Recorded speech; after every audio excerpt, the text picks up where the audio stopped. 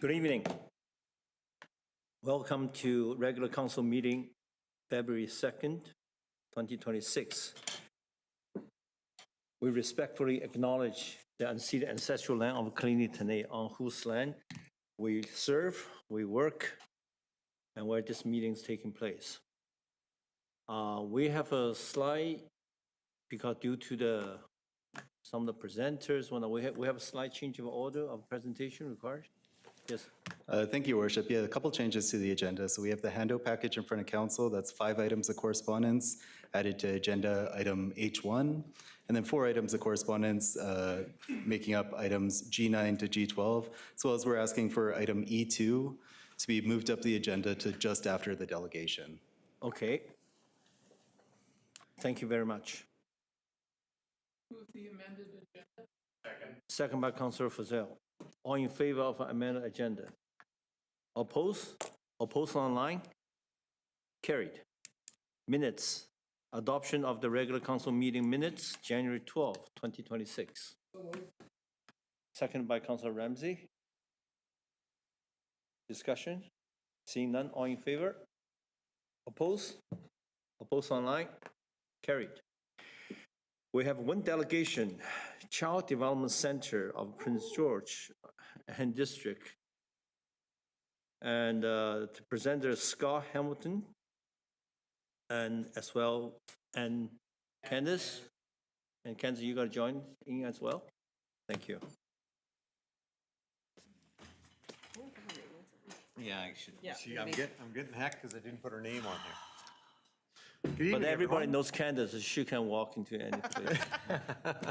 Thank you. There we go. So, a quick little history. So the reason that I'm at the Child Development Center is retired banker. Most of you know me from Integris and Spruce Credit Union. I was at home in Clucas Lake, and my lovely wife told me I need to go back to work. They needed a marketing person to put together some plans and actions for the Child Development Center, and I said I can help those guys out.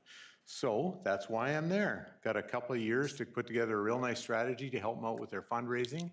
And part of that goal was everybody needs to know about the Child Development Center. So that's why I'm here. We've been to Clé-les-Tene, we've been to Quadacha, we've been to the public schools, and so we're with you folks now, just to give you an idea of what we're all about. And I start off with, we're a big organization. Even though we're here, we need to acknowledge the Tseke Dene, the Simquot, and the Kakal speaking people, because we cover a large area. We go up to Fort Ware, Mackenzie, and Valemount. So that's our first slide. Thank you for having us. So this is a history slide. It's a big scary slide. Yeah. So I'm not going to go through this. I hope you guys had an opportunity to read it. We started in 1967 in a school portable with 2 people, a doctor and a physiotherapist. We have now grown to 55 plus staff of at least 15 therapists, 20 plus educational trainees. So we now have over 55 staff in 30,000 square feet. Big place. Thank you. So our mission is to foster emotional and developmental growth in children with diverse abilities within an inclusive environment. Everybody can read. So if we don't have our program here, your schools would be a nightmare. Your prisons would be a nightmare. It's simple to say, but the learning process for children between the ages of 0 and 6 that we look after is significant, and the Child Development Center has over 400 new kids a year. We maintain 1,000, and that's 9,000 visits to our center annually. That kids get looked after and help with their developmental challenges that they have in order to move forward into adulthood. And if you look at any of the research that's been done through UBC with Paul Kershaw, the EDI studies, it all shows that we are in the area where we need to be. and the fact that we are actually serving those children in order to help support services moving forward, saving money in the future. I put it on, it's almost a sad slide, but 26% of our kids are Indigenous. That's probably closer to 40%, and the reason it's at 26% because they don't want to declare, because they're afraid of the service they'll receive if they declare they're Indigenous in our community. So that's sad. Anyways, that's why that slide's there. So this talks about our area. We chatted about that already. We are in the on Strathcona Avenue. I emphasize we're in an aged building. We've been there since '67. We move forward. You look at all the grants we get from all Community Futures or everything else, they all want new buildings. I want City Council to recognize we're in an old building that needs to be refurbished constantly. It needs to be bright and shiny because of the area we live in Prince George, live and work, it needs to be bright and shiny. So it needs that upkeep. So when you're looking at grants and opportunities moving forward, remember to look after the old timers, not everything brand and spanking new. Old timers? Old timers? Yeah, sorry. So we have our board of directors. Everybody's volunteer. Nobody gets paid. They don't make the millions of dollars that the councillors make. They all, so we have therapy. Sorry, was that out of line? No. We have therapy. We have 15 therapists. We have supported child development. We have over 20 people in that department. We have child and family services. We have one lonely lady that works in that side. So like I said, 50 plus staff, plus summer students. Our summer students and our students have changed. Since the UNBC has now brought in the physiotherapy and the occupational therapy program, we now get students in that. College of New Caledonia now has rehab assistants, so we now get students in that. The difficulty is we now get those students, but we lost the doctors. The doctors don't come down and spend time with us because we're so busy with the therapy students, which is great. And putting my other hat on as the College of New Caledonia, we also have numerous early child educators that come in and are trained with us so that they're actually going into the childcare field, knowing how to work with children with diverse abilities. So I'm going to go through these ones really quick. We have occupational therapy, physiotherapy, speech language pathologists, supported child development and child services. Occupational therapy, we all know there, if Candace gets it wrong, my wife is the head occupational therapist at the Child Development Center, hence why she told me I had to come to work.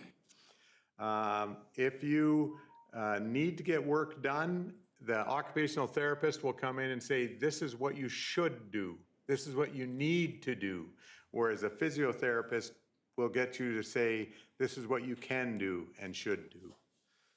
And he gets in trouble with his wife every time he says that. Yes, just so I do. you know. I'll go to the next one. I'll scroll through quick because we got 10 minutes. Physio. Just describing each ones. Yeah, physio, occupational, very attractive lady that looks after that department. You guys are supposed to laugh once in a while. Physio, that's good. Next one, sorry.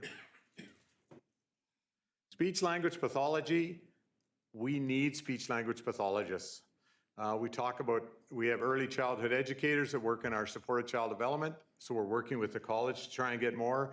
We need speech language pathologists. Everybody says that we need nurses, we need doctors, we need people to work in speech. We have 3 speech people. 2 are part-time, 1 is full-time, and they're retiring in June. So we are going to be lacking that sufficiently. You're going to see our numbers later on and what we need for people. It's one of the things that we have been actually petitioning to UNBC in order to actually have a speech program there because, as you know, you educate in the north, you stay in the north. Good. Yeah, that's good. Yep. Supported child development is what we have. So that's all of our people are out, and children that are challenged, we actually have supported child development or early childhood educators, sorry to using long terms, but they're actually out in the field working in licensed daycares, working with those children. And those children wouldn't be able to attend without having the support staff there with them. Just like it's like an EA in this childcare program.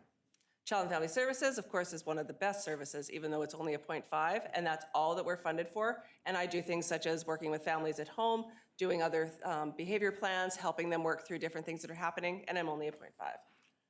We have a fee-for-service program, and I'll lead into that. So people wonder, how do I bring my child to the Child Development Center? because everybody thinks, oh, my child has autism, they need to be diagnosed. Autism diagnosis is 2 to 3 years. So your child is a year old and they're going to be 4 years old before they get an autism assessment. They can come at the first time you see something as an issue, you bring them to the Child Development Center. We're going to work with that child before they're assessed. Because if you wait for the assessment, they're way past due. So that's a huge feature of the Child Development Center, except that we have waiting lists. So we have the pool therapy program. I mentioned we're running out of time. So thank you very much to Andy and his crew. We run a pool program Wednesdays. We're now expanding it to Fridays as well. 17 challenged children go every Wednesday and go swimming to see what the pool's about. So thank you to the city. They get free passes.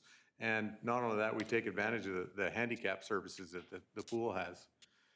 The loan library.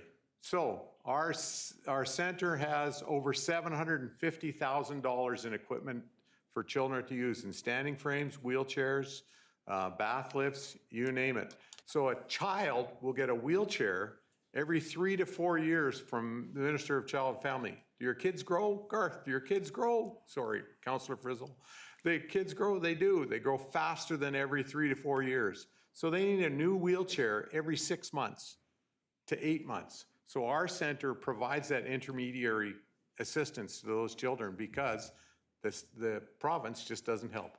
We also have an extra fund that we actually do from the community. It's called the Community Child and Family Services Fund, because those children that actually get an electric wheelchair from the at-home program will come to Prince George, and they actually don't receive the wheels that they actually need to be able to travel with in the snow. They have little itty bitty wheels on them, and it's another $800 for those families to actually put the wheels that are appropriate for them to be able to be on. So that's another fund that we do just off of our, in our funding. These are the scary numbers. Oh, you went, there we go. So occupational therapy, we have a wait list of 172 children, almost 7.5 months for that child to get in. You think of how much a child changes in 7.5 months. Speech language pathology, we have a wait list of 76, 5.5 to get in. This is atrocious. Our funding right now, we'll come to the next page, we get $4 million a year from MCFD to look after our program. We need $8 million. I know all of medical, everybody needs money, everybody needs funding, everybody needs personnel, but the growth of a child from 0 to 6 is so important that funding for these kids just makes sense. We, our Sorry, client just time a is, point of order. Move to extend the time 5 minutes. This is too important. This is way too important. Just keep going, please. thank you, because I was rushing. I only got 8 seconds left. Thank you. Thank you. So our client time, which is the bottom corner, the full service time with clients, I think is really important. 86% of the funding that we have is directly associated with looking after kids. The administration time and everything else is just 14%. Where I talked about staffing, so our OT is 5.5 times is full, but based on that waiting list, it should be 10 people. So I won't go through all the rest of the numbers. So our funding, our primary source, 91%, comes to the Ministry of Child and Family Services. The rest, or 4.9 or 224,000, comes from fundraising, gaming, and donations. So we'd really appreciate it if you guys could move tonight to give us $150,000. That would be, no, I'm just joking. Geez, you guys don't laugh at all, do you? Anyways, we are constantly in need. So we do. We actually look very well. We do get gaming funds. We've actually had our MLAs come and visit us. The big change, and I'm picking on our NDP government, when they came in, our gaming funds went from $130,000 to $80,000 and has remained at that low amount. Last year we got 67, so it's actually atrocious to what we need. That's that loan library, that's where that money goes, is to make sure that we're able to keep up for what the kids need in our community. One of the other things that we use our gaming money for is that we've actually been addressing our wait list by doing groups with the children. So we have different groups. So we have social emotional groups that we run with the children. So we have the Mindful Beginnings program, a group called Slumberkins, and they're all social emotional groups in order to allow children to gain those social emotional skills. Because as we know, if you have social emotional skills, you can get into kindergarten, you can learn some of those other skills later. But if you can't go into a classroom and be able to sit in a classroom, That's what we need to be able to do. So that's one of the things that we do with some of that gaming money is to run different groups for children. This is my kudos slide to the province. Thanks for helping us out. So I comment that we get funds from outside sources. I've been there for 3 months. I cannot believe the amount of money that comes in from private enterprise in this community. McDonald's, Tenequip, I just can't believe. The Lions Club, they apply for funds to help at the Child Development Center. So many ones have a caring need. So with that, we've moved towards, what are we after? 61% of the children entering kindergarten in the Prince George, Fort George neighborhood are developmentally vulnerable. That's twice the provincial average. So basically means, I'm not going to go through, but half of the children entering kindergarten in Prince George have developmental challenges. And that's all been backed up by Paul Kershaw's work at UBC. 87% need occupational therapy work, and a lot of that big number is that the autism number is increasing significantly. Sorry. That's all right. These are just great pictures at the end. I love the one picture of the fellow that's in a standing frame. Again, I'm a business guy. I get in there. I didn't realize that through United Nations, they say that if a child can stand at 1 year old, they have the right to stand at 1 year old. So if you have somebody who's challenged and just lays on the floor, the Child Development Center gets that person up standing. They put them in a standing frame so they can stand. If you're laying on the floor and you're left to lay on the floor, your hip bones stay like this. If you're standing in a standing frame, they curve, so you actually have the ability to walk later in your life. If you leave them on the floor, they never walk. If you get them up in a standing frame, their core muscles start to work. They move their arms, they move around. The core muscles are important so they can speak.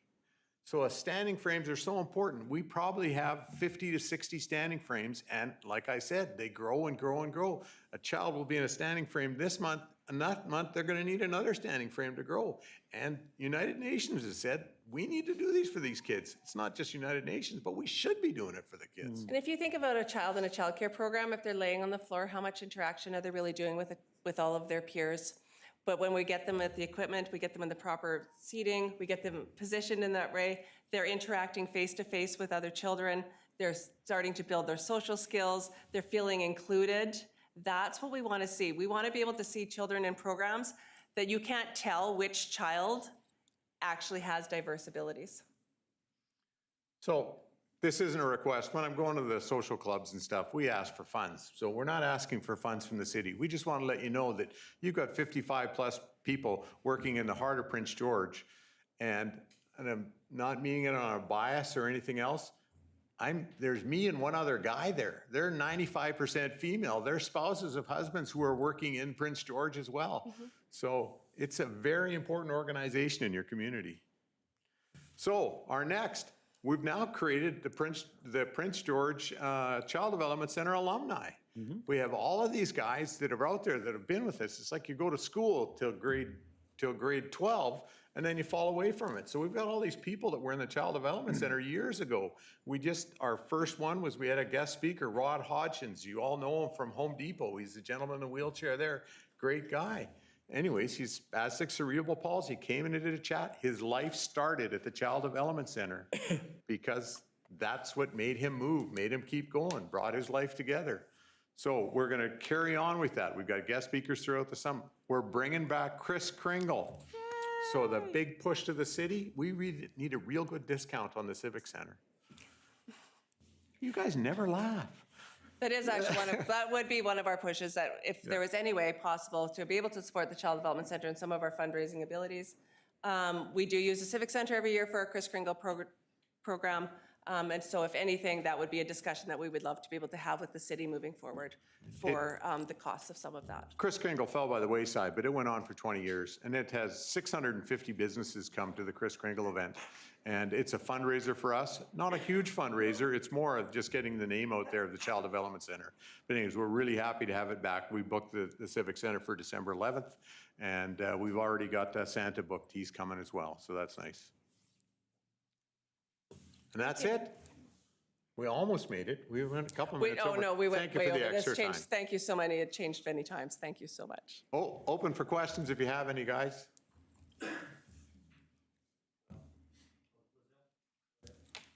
Thank you, Mayor Yu. Mr. Hamilton, Ms. Johnson, thank you for the presentation. Didn't get a sense of the extent of the work done at the Child Development Center. I sometimes drive right by it as I'm heading home from downtown on a regular basis, but looking at the building and then hearing about the programs and the extent of work, it's a nonprofit. So one piece is thank you for the expertise you're bringing to the work. Thank you for the commitment it must take to do that work day in, day out, all these years. But I think also thank you for the compassion for our community to have a center like this. Can you tell people on TV how to get in touch, how to give a charitable donation? Is there a website they can go to? There sure is, www.cdcpg.org. I'm not sure why we ended up with a .org, but anyways, we are definitely Canadian. And please go there. There's a donation box. There's a volunteer box. We're looking for volunteers to come down and help out the center as well. So. And at any time, we're always open for a tour if anybody wants to see more about our services. We also do have an open referral system so that if you're at home right now and you're thinking, oh my goodness, do I have some concerns about my child? We do not need a doctor's referral. We do not, open referral system with any parent or guardian referral. That's an amazing service that you're providing right here for Prince George and the entire district. And bringing back the name Paul Kershaw, I remember 2008 when I was first starting here, the city of Prince George was deeply involved in a pilot project on making a child-friendly city. And mentioning that Mr. Sander was one of the founders of the organization as well. Remember a few years later at a subsequent election being challenged to take a drivable scooter from the Starlane area down to the mall, and how absolutely frightening it was to drive that across still a can't do four-lane that, can you? intersection. It was quite something. So You should try it with one of the at-home programs, wheelchairs that don't come with actual appropriate wheels. I'll give us another small kudos because I talked about the services that our center has, and we do seating and positioning. We do them 2 to 3 times a year, and that's where kids get their improvements on wheelchairs. They get seats changed or whatever else.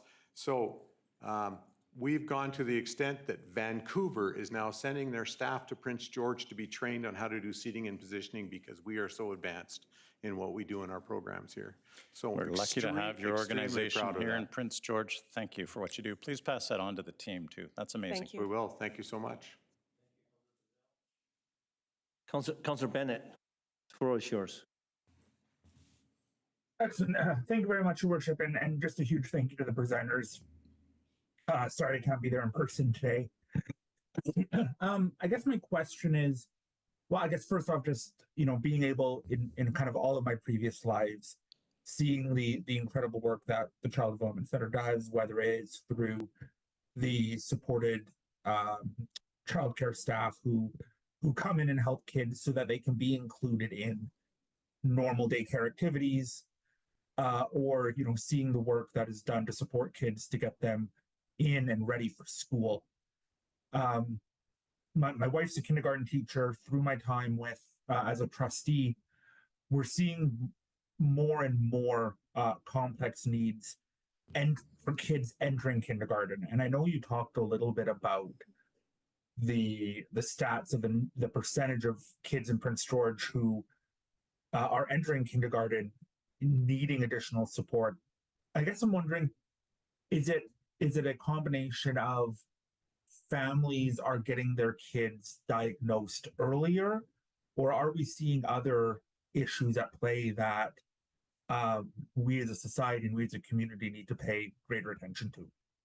Thank you, Councillor Bennett. I would say that it's a mixture of everything. If you look at the fact that we do not live in societies where we have extended family as close as we used to, we live in a society where families are working, families are busy. We have a lot of expenses. If you think about how much it costs right now for families, for groceries, for all of those things, I think there's a lot of needs that families have, which then tend to, as we know, early life experiences do tend to then affect children's development. So if you're looking at the social determinants of health or the ACEs, so if you're looking at adverse childhood effects, if you're looking at any of those things moving forward, a lot of our children are struggling due to our society.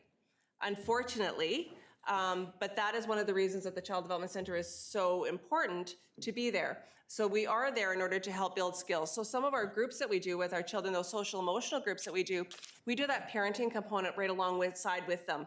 And we do things like supply grocery cards or different supports to them. You know, we do, we'll help them find things for their home. Like that's one of the #1 jobs that I have is, you know, a family phoned me the other day and they're absolutely struggling because they were eating on the floor every day.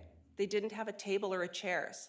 So simple things like that are really difficult for families nowadays to be able to afford. I think that I sometimes have to check my privilege and the fact of where I live and what money I make and how I actually survive when I think about some of our families that we're serving. So that's one of the issues. So I don't know if that answers your question, I Councillor Bennett. can add a little bit to it, Councillor Bennett, is there's been an increase in autism, a significant increase in autism. And there's been studies, there's been everything else. Nobody can really direct what it is. A lot of it is that a lot of cases of behavioral issues are now tagged as being autistic. So we have a huge number of autistic children, which a lot of it comes under the behavioral piece. So that's been a big change in what we see in the center.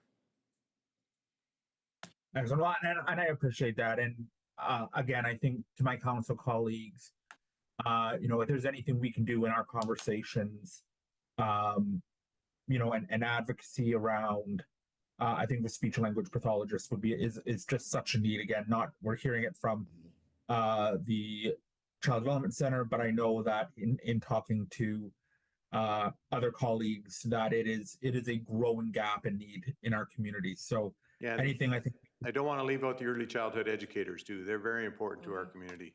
And we're definitely lacking in them. And we're not alone, the Native Friendship Center. I'm not trying to just boost the Child Development Center. We're all looking for early childhood educators.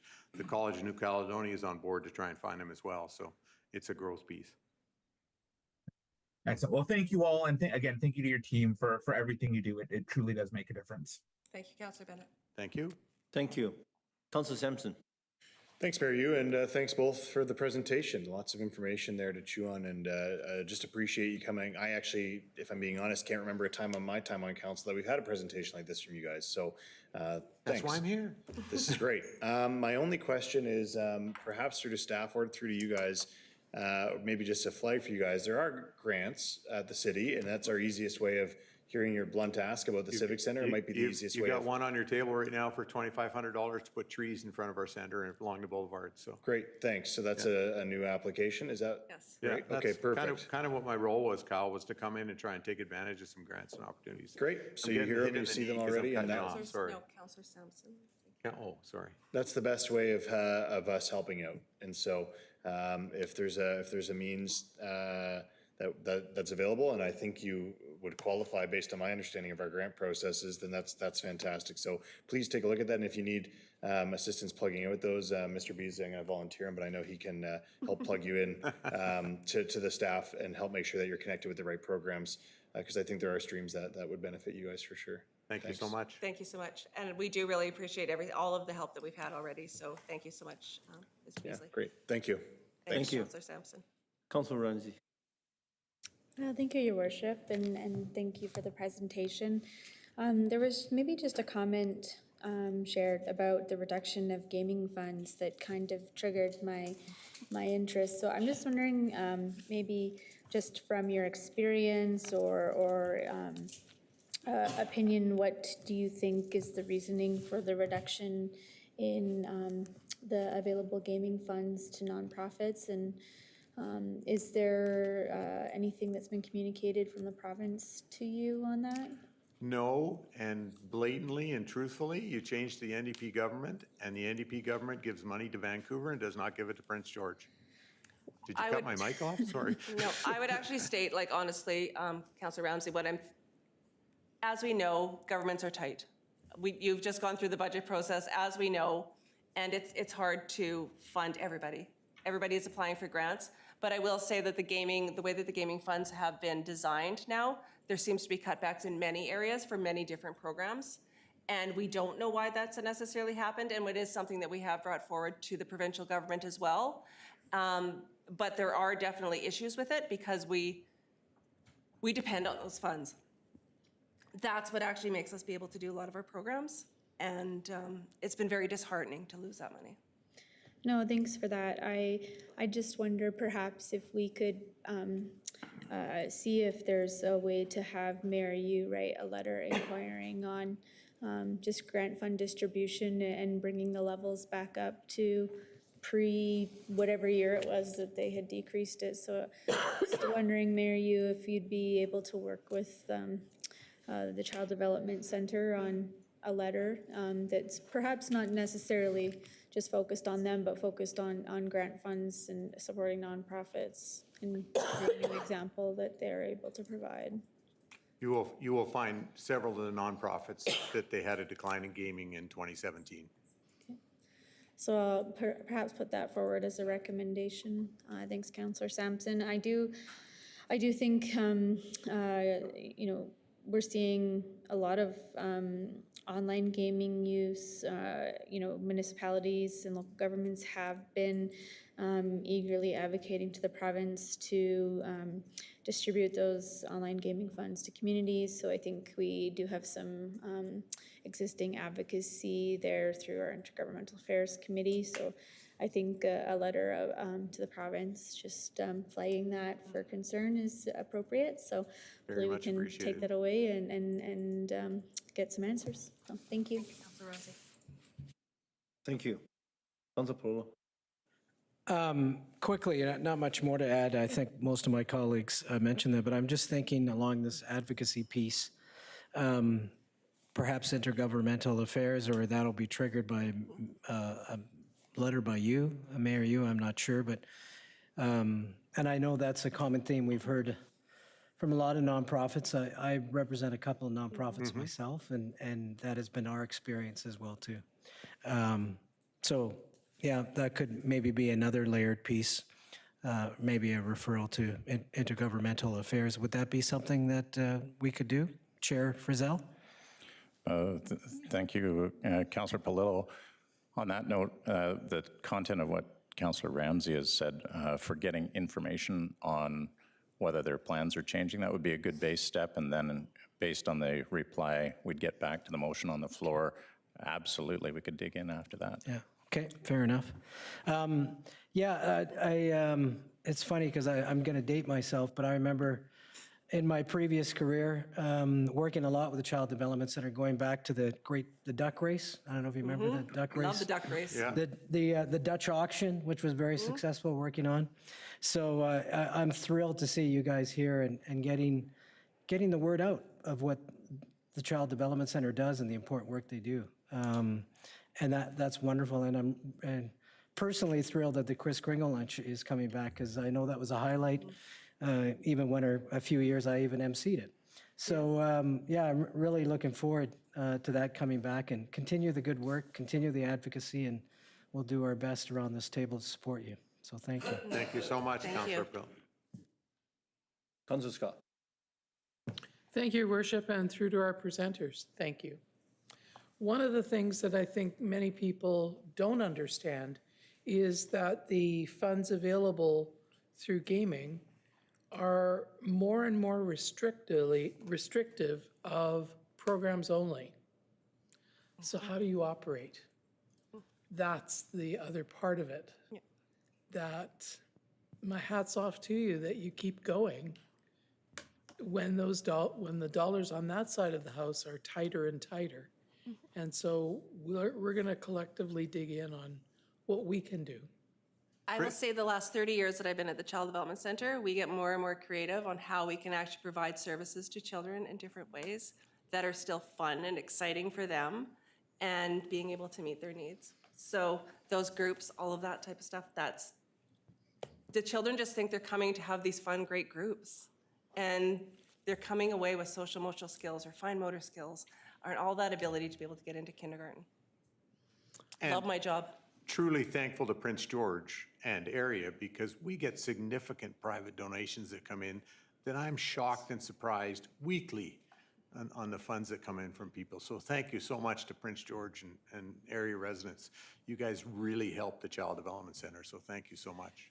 And I don't feel surprised, because the energy and enthusiasm of both of you and your whole team is absolutely apparent. Thank you. Thank you so much. Thank you. Back in the early 80s, my family, we live in the UBC Arcadia camp. There was a center fully dedicated, starting doing more and more research, early childhood education. Children have problems, and they will ask for volunteers. The kids may or may not have problems. Just go there to as a reference. And I sent one of my kids, my daughter, went to the early childhood development center. At the time, I didn't really know what they were doing. Some of the games they play and whatnot. Obviously, these programs not only help the kids have autism, but actually they really, it's a program to really can identify what it works and what's not works for a child of all ages.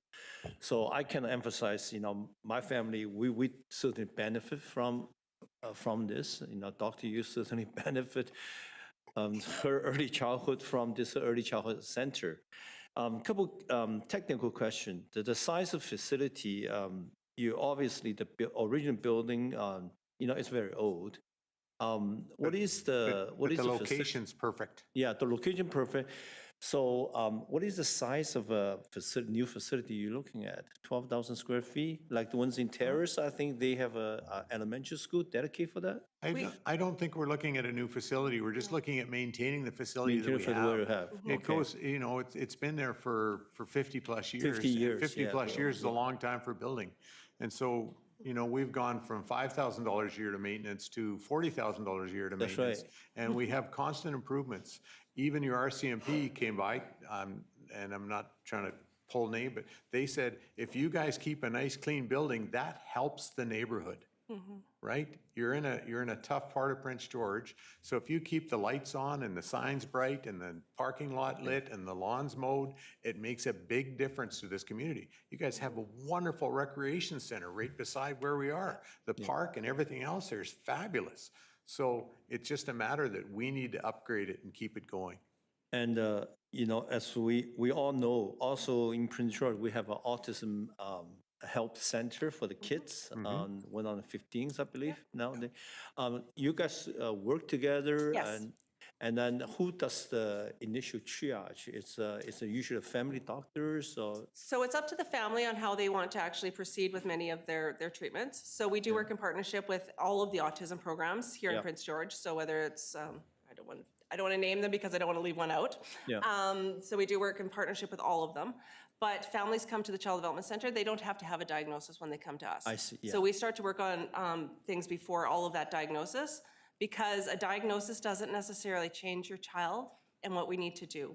So we want to be able to work with those children as an individual. And we want to start working early as possible. So we're not waiting for a diagnosis. We will work in partnership with those other facilities, but we want to see that child now. Like, we want to see that child at 2 when you're having a few issues, and how do we start to build that right away? And if we can get things moving, maybe they won't even need the diagnosis. I'm not saying that we're miracle workers in that way, but if we can get enough factors moving forward, maybe it's going to be a little bit less of a diagnosis. It's not going to be as strong, as many services needed later on. Thank you. As you can see from the response from the council, I think the city of Prince George, we are more than willing to be, Child Development Center's partners to understand the program and where we can help. And, this is a city only as good as can look after its children and the senior. And then this is so important work you do. We just on behalf of the city, thank you for you coming to do the presentation, and we're looking forward to hearing from you guys more often. And thank you for giving us way more time than we were supposed to. So thank you so much for letting us share our amazing services with you. Okay, and the Tim, you want to anchor this for us? Thank you, Mayor. Just in response to Councilor Ramsey's motion, this actually ties into some of the advocacy we approved during budget.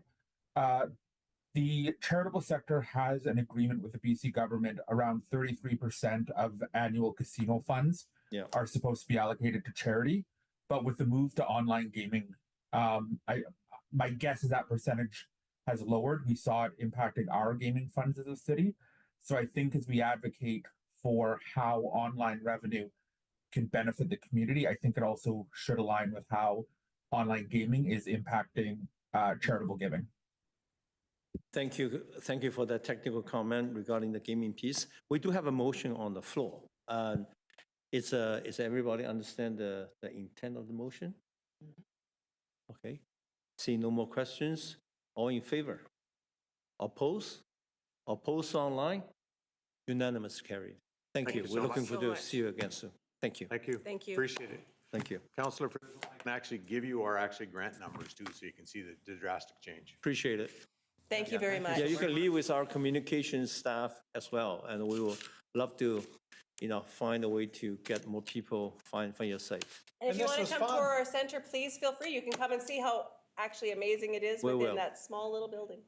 We will. Love to have you. Thank you. Thank you. Take care. Thank you.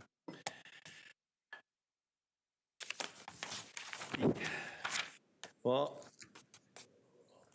next piece, it might provide some of the solution for some of the problem. We as a city, we just received some very good news that we are growing.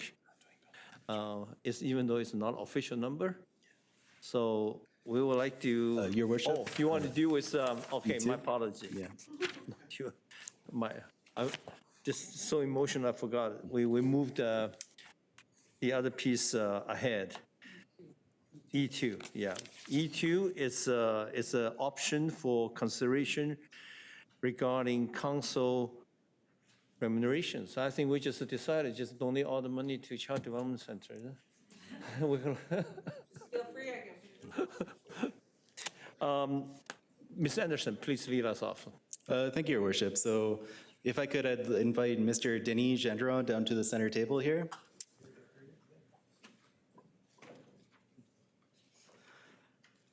So Mr. Gendron was the chair of the Council Remuneration Committee.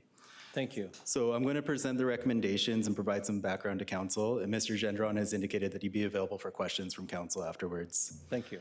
So to start, the committee was made up of 5 members: Mr. Gendron, Ms. Grace Chan, Mr. Dave Mothis, Ms. Jen Hyam, and Ms. Diana Dushrer. They met 4 times over October to December 2025, with the initial meeting explaining the terms of reference to the committee and reviewed prior committee work, as well as introduced the bylaw to them. Subsequent meetings, the committee received the report on comparable municipalities and discussed different ways of doing remuneration, including requesting and receiving information on MLA remuneration, taxation burden of different municipalities, SOFI statements from other municipalities, among other information. The committee reviewed the materials and went clause by clause in the bylaw, recommending no changes except to that of remuneration. The recommendation made by the committee at the time was to increase the salaries to the median of comparator municipalities listed in the bylaw. So after that recommendation, many of the committee members did experience negative interactions and ultimately opted to provide the recommendations that are in front of you right now. Those recommendations are for council to consider implementing a performance-based compensation model whereby incremental remuneration increases are tied to approved performance metrics, with maximum compensation capped at that median. The committee also asserts that council is best positioned to decide what those metrics are. However, if this model wasn't tenable, that council should consider an arm's length model where council remuneration is tied to a percentage of a political representation, that being an MLA or a minister. The other recommendation made by the committee at the subsequent meeting is to not conduct this process by committee again. So that was how the committee unfolded. I'd like to provide a little bit of context from my perspective was the performance-based compensation model. So I think that's difficult for a number of reasons. The key one being that every metric is pretty flawed, and choosing a metric would be incredibly difficult. I feel this type of model is administratively burdensome, may create unintended consequences, and may not necessarily reflect the work of council. So I'd like to invite Mr. Babich to provide some comments, and then I'll go to Mr. Gendron after. Sure. Actually, could we do Mr. Gendron first? Mr. Babich, the floor is yours. Well, okay, thank you, Your Worship. I was going to offer to assist council with some high-level options, but perhaps if council asked Mr. Gendron any questions about the committee work first, Yep. then I would be pleased to provide some further options for council at that stage. Is there any question? Councilor Bennett? Thank you, Your Worship. I'll get back in the queue after the Okay. speakers have a chance. Thank you. If possible, Your Worship, I'd invite Mr. Gendron to provide any comments that he has. Your Worship, councillors, I do have a comment, statement to make. First of all, I would like to thank the City Council for appointing the 5 of us volunteers to the committee. It was a privilege. I would like to speak to the reason for the committee to be cancelled, though Ethan has spoke to it a bit. Moving forward, 2 members were prominently exposed in the media, and then furthermore trashed on social media platform to the point where one of the member was at risk of losing their employment because of public exposure of the committee. That exposure was scary and unwarranted. Furthermore, I was very disappointed that members of the council who went on social media distanced themselves from the committee. Thank you. Thank you, Your Worship. If we could go to Mr. Babich for any options. Thank you, Your Worship. Perhaps to provide some structure to council's discussion on this, staff see 3 high-level options for council to consider. The first is to just maintain the status quo. There's no requirement for council to change the method or process for council remuneration from what currently stands in the council remuneration bylaw. So if it's the will of council just to maintain the status quo, then appropriate motions would be to receive the report from the advisory committee and then move on to recommendation 2. Perhaps we could put that on the screen to thank the committee for their work and dissolve the committee as they have fulfilled their mandate. Option 2, which is similar, would maintain the status quo in terms of the formula for calculating mayor and council remuneration, but to adopt the committee's recommendation to not continue with using an advisory committee for future reviews. And if that's the will of council, then the only motion that would be required for staff would be to dissolve the committee, thank them for the work, and then direct administration to return the council remuneration bylaw to council at a future meeting with a proposed amendment to remove the section 7, I believe it is, that speaks to the advisory committee requirements. The third high-level option is to change the formula to determine mayor and council remuneration from the formula that currently exists in section 2, I believe it is, Ms. Kellett, thank you, section 2.4, which has the current formula, to something different. And the advisory committee has proposed a performance-based remuneration, or in the alternative, remuneration that's tied to MLA or minister and minister pay. So as Mr. Anderson indicated, we agree, staff see that there is some challenges with the performance-based model. There's no province-wide statutory framework that defines performance criteria for local elected officials. So defining good performance in a local elected official context, not as clear as what it would be in for directors in a business corporation, where good performance is often tied to profits or share price, things of that nature. One metric that could be objectively measured is attendance at meetings, and that follows a similar model to several corporations which pay directors a fee for each meeting they attend. But again, it's not entirely consistent with the local government framework in the statute, because the legislation contemplates that mayor and council may miss some meetings, and they have maximum numbers that that council may miss for good reason. So mayor and council have complex and varied responsibilities that balance public policy priorities, both short-term and long-term, and it may be challenging to measure those in the same manner. So, Your Worship, tying remuneration to MLA or minister pay is doable, but that again would require a further report back from staff to council for council direction on what level of percentage of remuneration council would be looking at for both mayor and councillor in that regard.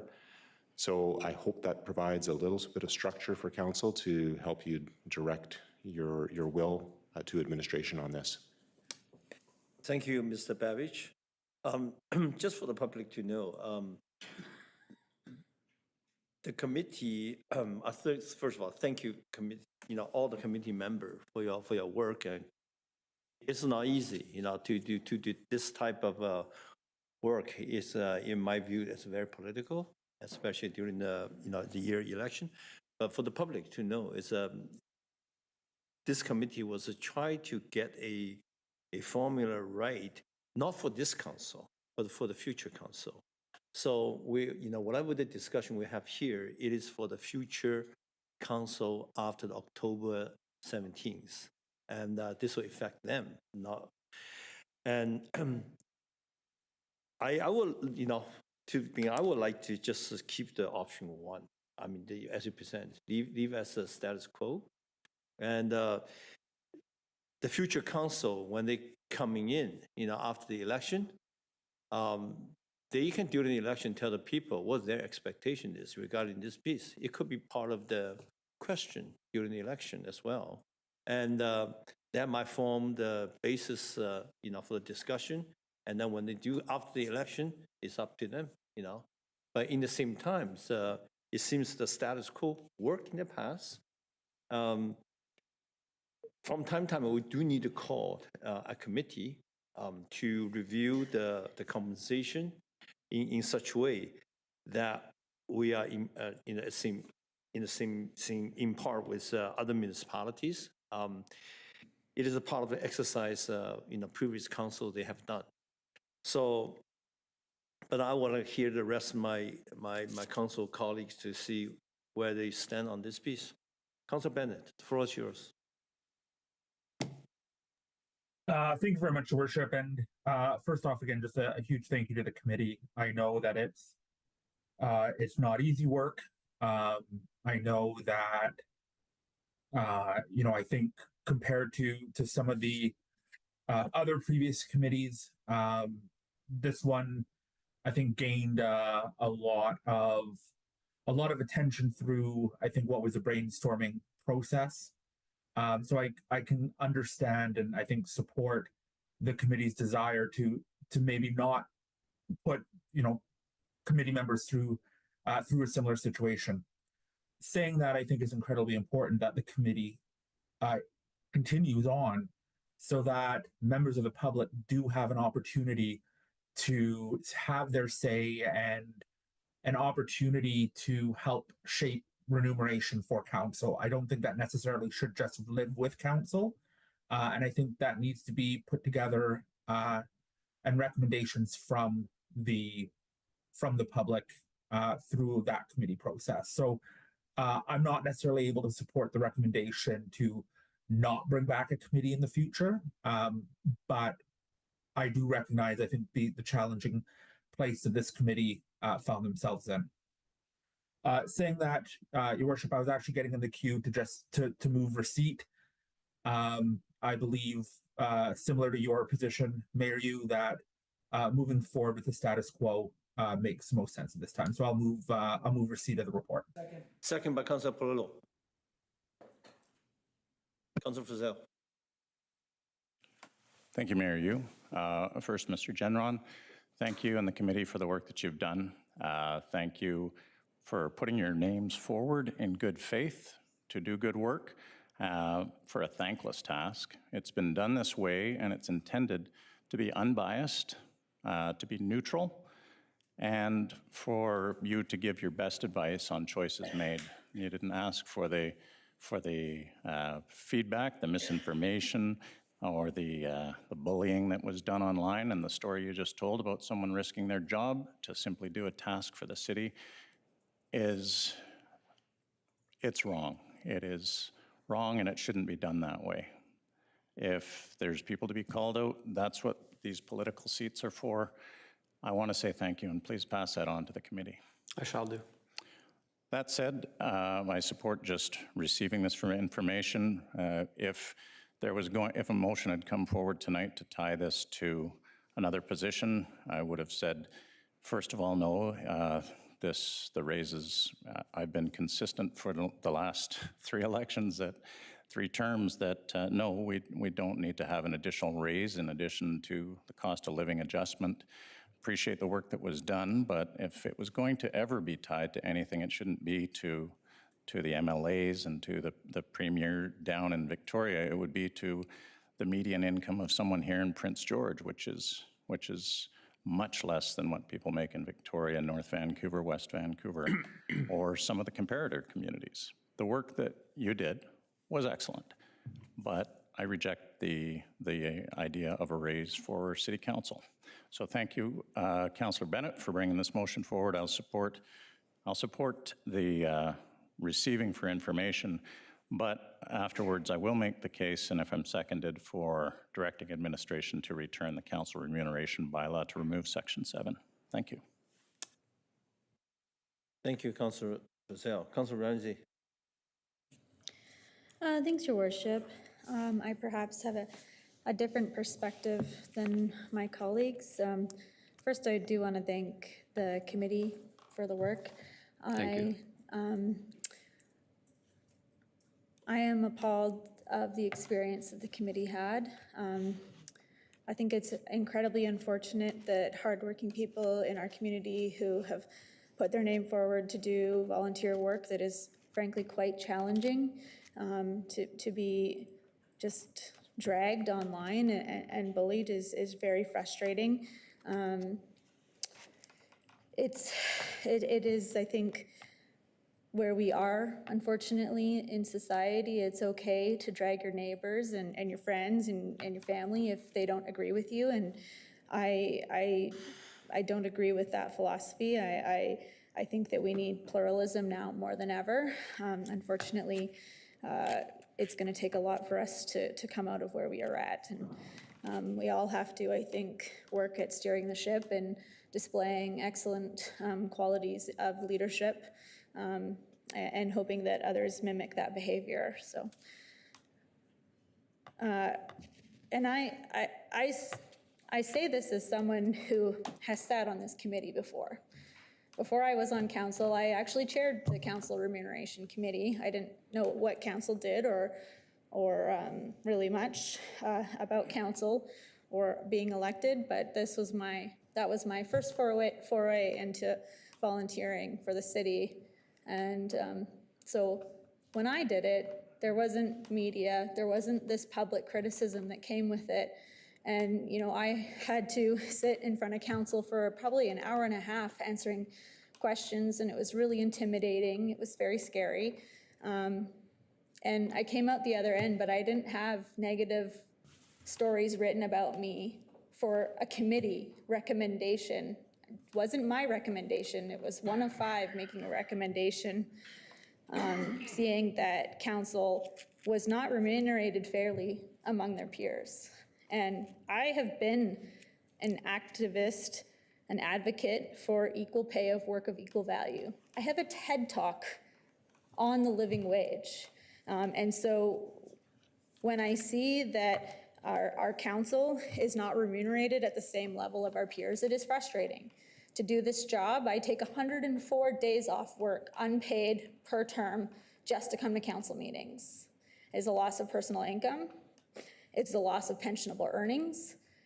And I'm not made whole to do this job. I love this job. This job is great. It's something that I feel very rewarded over.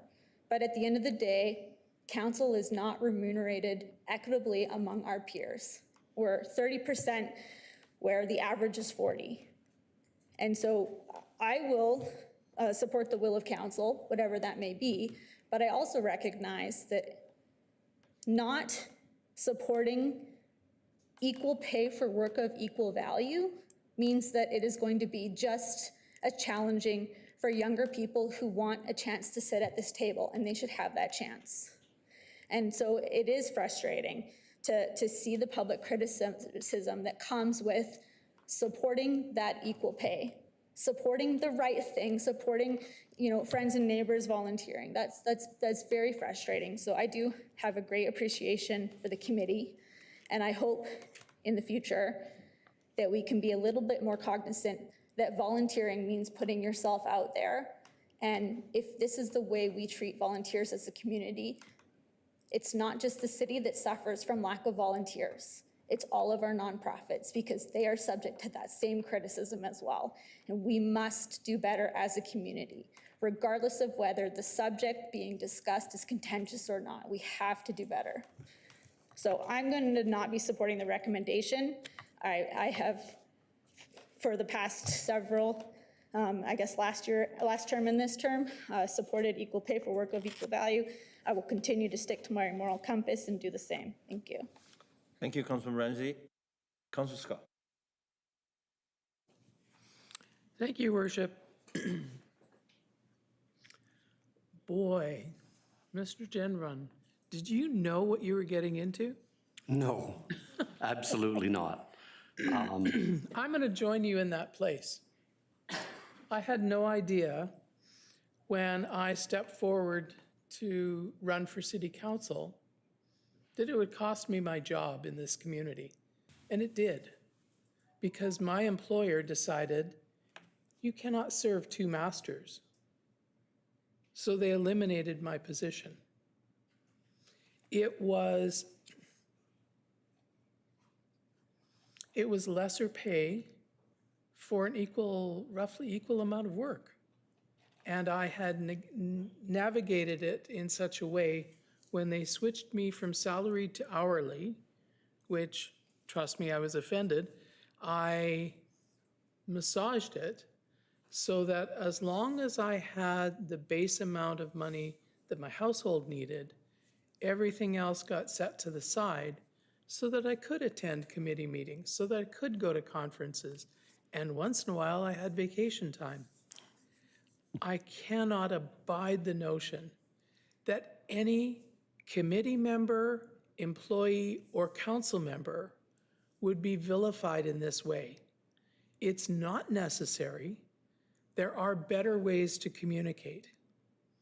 And just as we sat at this table for 2 days last week and looked people in the eye and said, tighten your belt, I feel that's what I'm going to do tonight.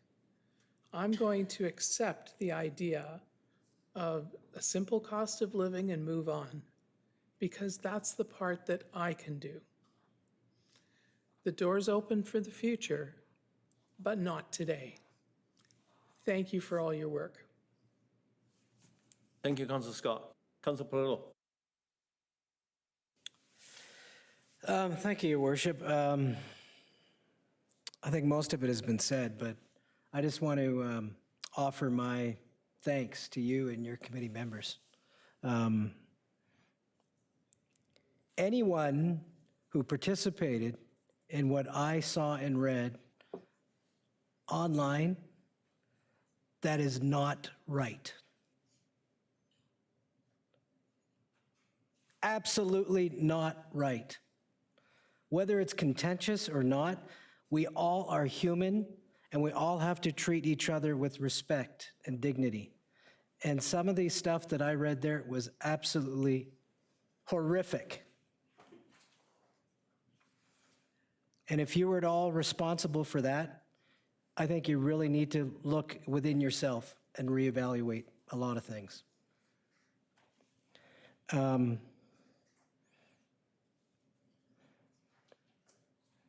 But the reason why I'm supporting the motion that's on the table is I do think this work is important.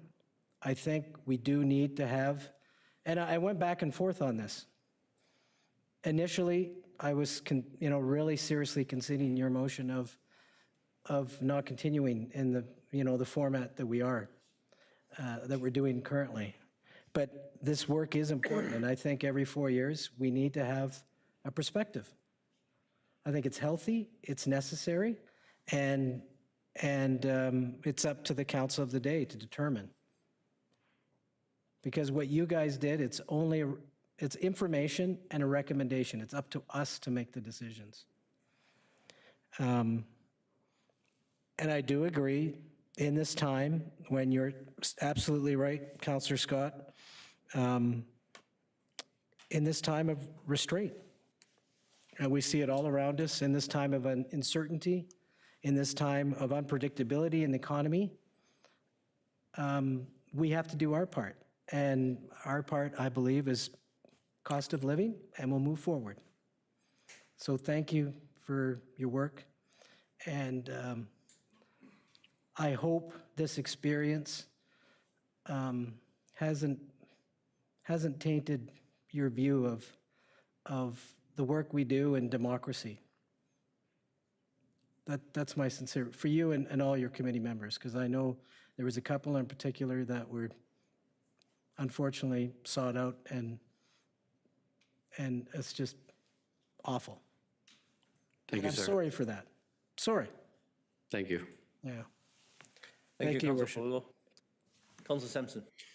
Thanks, Mayor Yu, and Mr. Gendron, thank you very much, sincerely, and thanks to your colleagues on the, or your committee members on the committee as well.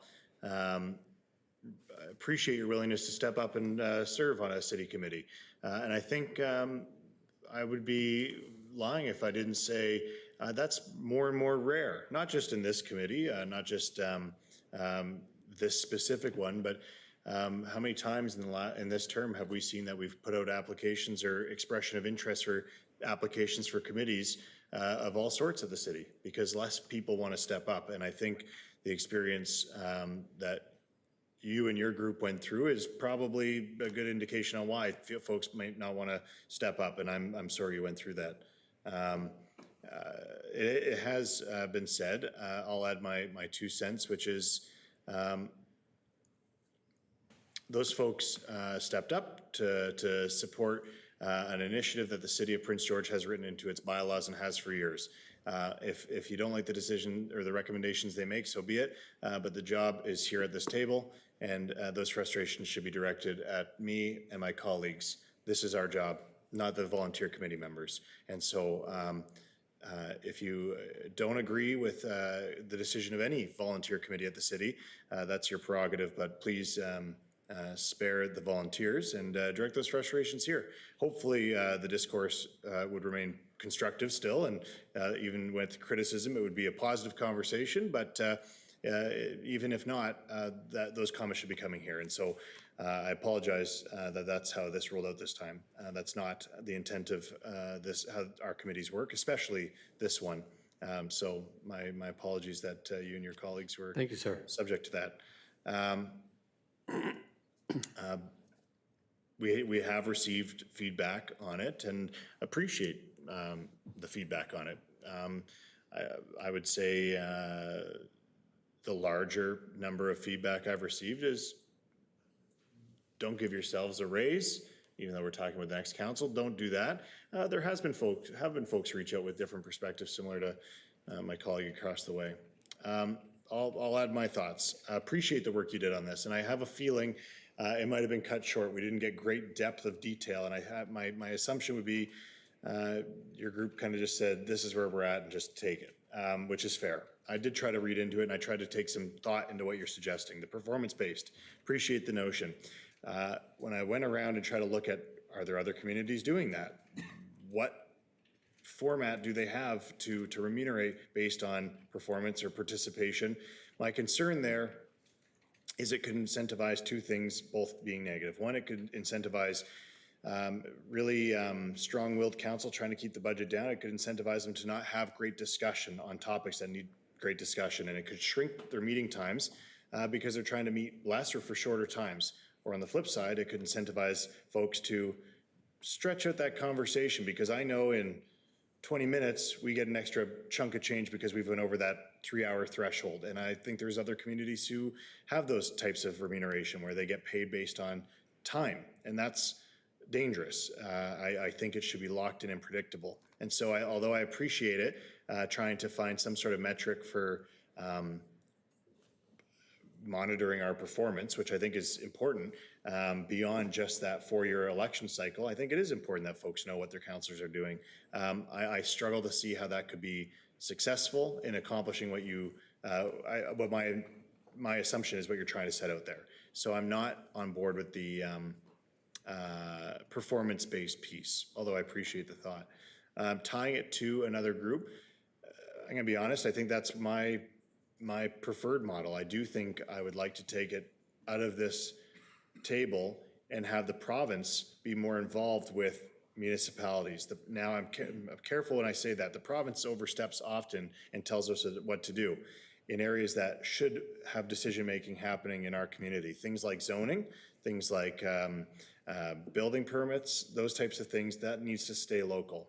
When it comes to remuneration, I think my biggest frustration in this cycle that we see every 4 years, before I was on council, I was coming to meetings for years, watching and seeing this exact conversation. The biggest frustration I have is, great, so maybe this year we're at the bottom of the pack and we move ourselves to the middle of the pack. And then next year, or next cycle, then other municipality goes, we're at the bottom of the pack, and we move ourselves to the middle of the pack. And it's this endless cycle of local government politicians saying, well, we don't need to be at the bottom, we need to be at the middle, and then they constantly go in this cycle, and I don't think that's productive either.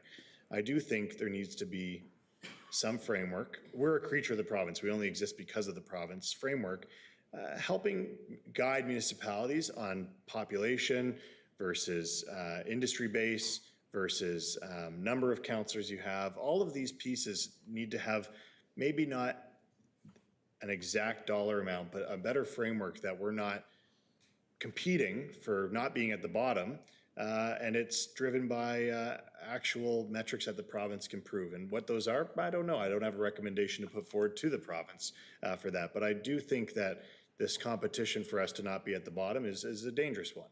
And I don't want to subscribe to that, and I don't subscribe to that. So I'm also hesitant to tie it, as much as I think, we could just tie it to an MLA. Where's the process to determine what percentage of an MLA? Where's the process to determine what percentage of a minister, or however? That would need some in-depth work, not just I think we're 40% of an MLA. That's a pretty subjective or thing to just pull off the shelf. So I'm hesitant. And then the last piece of removing the committee. I can see why. I've had a frustration with the committee model for the last, I think, last time when we discussed this last term. I was fortunate enough to be here, and I have frustrations with that model. I appreciate what my colleagues are saying. It's important to have the public heard. That's a good point. But does it need to be in the way that we're doing currently? I'm not sure if the model works anymore. This has been the way it has been for a while, so I don't have a recommendation on how we improve it today. That takes more time.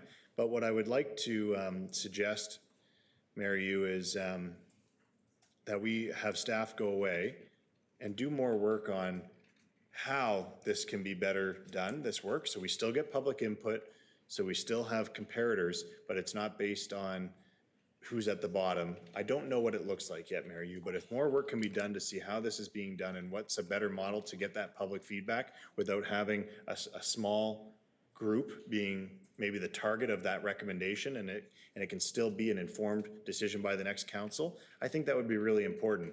And I think that's something that the next council could maybe start their term off with, to get that ball rolling, knowing in 4 years they're going to make that end decision anyways. And I think that might be a good process at the start of a term. Not to set wages, let me be very clear, not to reset wages, to set the process in which the next council will undertake to look at the remuneration in the future. So my recommendation would be that we take the committee's suggestion of get rid of this committee. We don't think it's valuable, but see how we can maybe modernize it in today's world and still get that public feedback. And that's something that the next council can make early in the next term. So that's something that I think would be a good process to undertake. Staff can do some work on that and get some best practices and come up with some options. And hopefully the next councillors will come up with some ideas as well, because I think the way the discourse is changing, I think folks people are mindful of that and are going to want to have their input. So that's going to be my contribution here, I think, is trying to find a way to modernize this process while still getting that local feedback. That's what I'm thinking. With respect to the wage, it's tough. I hear my colleagues. If I'm being honest, this job probably doesn't pay for the hours that you put into it. However, it's not why I'm here. And so it's a catch-22. If I'm being honest, no. The amount of hours that go into this, it's 24/7. You know that, Mary Yu. I don't go anywhere without having some sort of conversation about it. And I enjoy that. It's important, but that's not reflective of in the remuneration. But that's not why I'm here. I'm comfortable with where I'm at. But I'm also fortunate that I have an employer that gives me some flexibility. Yeah, I take extra time off, some of it unpaid, and that's challenging at times, but I do get the flexibility. And I recognize I have colleagues who didn't have that experience, and so that's challenging. We want the best people, and we want anybody to want to be able to run for this office, council, mayor, because they think it's accessible to them, and we want to make it accessible. But I'm hoping that folks can find ways to still see it as accessible while not necessarily seeing the dollar amount as prohibitive, because I don't see it as prohibitive. So I'm not going to support an increase. I think I'm comfortable where we're at right now. Thanks. Thank you. Based on all the comment I'm hearing so far, it seems you would like to have option 2, but we do have a motion on the floor right now. If the motion passes, the status quo it is. First of all, we will just receive the committee to work as information. Number 2, we'll dissolve the committee. Then this will leave to the people to judge. And then the next council, when they come around after the election, they can determine, because the powers are always within the council majority anyway. And so this will be fair. And I think the public have every right to question all the candidates in the upcoming elections. What's your expectation in terms of enumeration? And that might form the part of the decision as well. Yes, the work is intensive. I do believe most of us are not doing this for money. But having said that, it's like everything else. There has to be, as Councilor Ramsey say, fair wages for fair work. But that's not for us tonight to determine. And the time, it is tough. And I think we as a council need to lead with example that we feel the pain of a lot of our citizens dealing with affordability, dealing with all sort of issues. And with that, I'm going to call the motion on the floor. All in favor, receive as information. Oh, yeah. Now, before I go to the recommendation 2, I will allow you guys to speak. Hopefully, there's an additional information. Are we voting right now on recommendations 1 and 2? No, we're voting on the option 1 as presented by Mr. Babbage in terms of to receive the information. That's the motion where we're on the screen. Your Worship, if I may? Yes. Thank you. So council receiving this for information is not an action item for council. And so it does not prohibit another member of council for putting another motion on the floor for a different option, Your Worship. That's all. I just want to get this receive information first, okay? And so we have recommendation number 2, that council dissolves the advisory committee. Your Worship, I don't think you actually asked for anyone in opposition. That's correct, because right now, we just received the information first. Yeah, but you have to vote on that. Yeah. Before we move on. Yeah. All agree with the motion on the floor, receive information. Oppose. Oppose online, carried. Oppose by Councilor Ramsey. Now we have a recommendation number 2 in front of us. Second, so I have a motion on the floor. Now, Councilor Frizzell, you may speak to the motion. Thank you, Mayor Yu. It's not to speak to the motion, actually. It's in the first time I spoke, I mentioned I'd bring forward a motion at the end, and Councillor Sampson has added on to it, so I've sent that off to Ms. Kellett. Once this motion's voted on, Yeah. I'd like to bring that forward. Thank you. Thank you. Councilor Sampson, can you wait for the afternoon? Okay, thank you. I have a move and seconder to dissolve the committee. Oh, you want to speak to? Yeah. Councilor Sampson? Thanks, Mary. This is on number 2, right? Yes. Great, thanks. I just wanted to add, Mary, you is walking close to that line as I can because committee appointments are made and closed, but just asking staff to show interest levels. Can we get confirmation? How many times did we have to go out seeking people interested in the committee before we could appoint a committee? So yeah, we advertised twice. So we went out, got applicants of a certain undisclosed number, and then had to go out again, correct? That's correct. So I think that's enough to show interest is waning in these committees. And I'm grateful, Mr. Gendron, to yourself and those who stepped up to volunteer for your willingness to volunteer. So thank you very much. Thank you. Councilor Ramsey, you want to speak to motion on the floor? I'm just wondering what the motion on the floor is. Councillor Frizzell had mentioned forwarding, Dissolve the, it was just dissolution? yeah. There was no Section 7 removal? No, it's coming. Oh, okay, thank you. Recommendation number 2, that council dissolves the current advisory committee on council remuneration, having fulfilled the mandate assignment by council. And before we take a vote, I just want once again, on behalf of the citizens, on behalf of the council, thank you for the work. Thank you, sir. Appreciate it. All in favor, dissolve the committee. Oppose online. Carried. Thank you. Thank you, sir. Now, the floor is open for further suggestion. If there's some work the council feel the administration should do to take a look at immersion bylaw, Council for sale. Thank you, Mayor Yu. Recommendation 3 on the floor, but I'll add in that council directs administration to return this bylaw by Q4 of 2026 with options to remove or revise Section 7 quadrennial review such that work can be completed without making the neutral volunteer committees targeted and vilified. So this is specifically to address the problems that have been seen and give us options to vote on before Q4. If I get a seconder, I'll. By the end of Q4? By Q4, by the beginning of Q4. So before the end of Q3. That's after the election. No. Anytime before that. It's the end of, what would be the date for that you would take for the end of Q3? End of Q3 is the end of September. So yes, end of September at the latest. I see. So you still want the current council deal with this piece in September?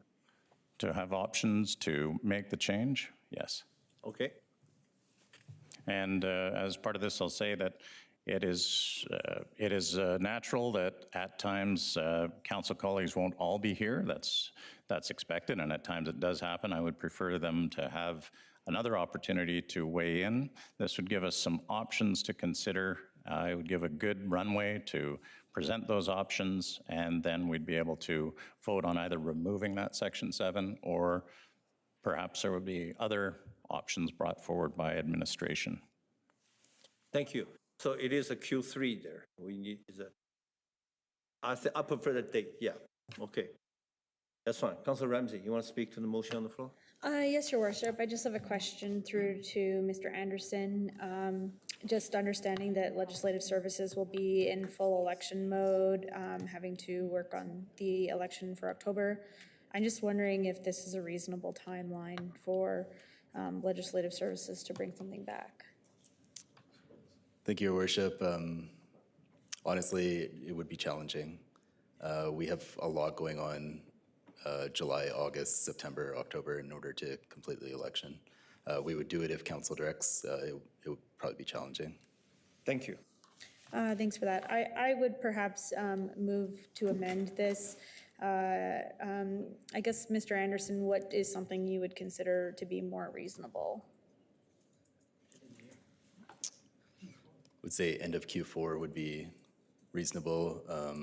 If council wants it for this current council, it'd be challenging to deliver, so I don't know if we could move it up, but we could move it to end of Q4 if.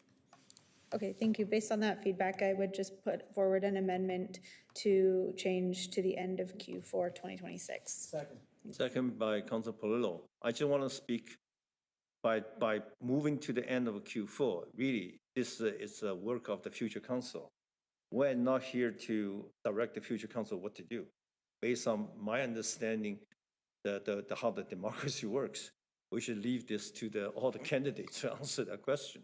Your worship, council is a continuing body, and the motions at the end of the term just don't end because there's a new council. They continue onward, and it's not that we're directing the future council, it's that we're directing the work to continue on this. And we've heard from staff that it's not reasonable for them to be able to do this with the election work that they have to do, that is required. So I think out of respect for their workload, while it's not appealing, I would have liked to have dealt with this myself this term, but we've heard that it's not really feasible, so I'm suggesting an alternate path to have this completed by the end of Q4. Thank you. Councilor Ramsey, given the fact that in the recent budget exercise, we just cut the budget of the legislative service a little bit too, right? Did we?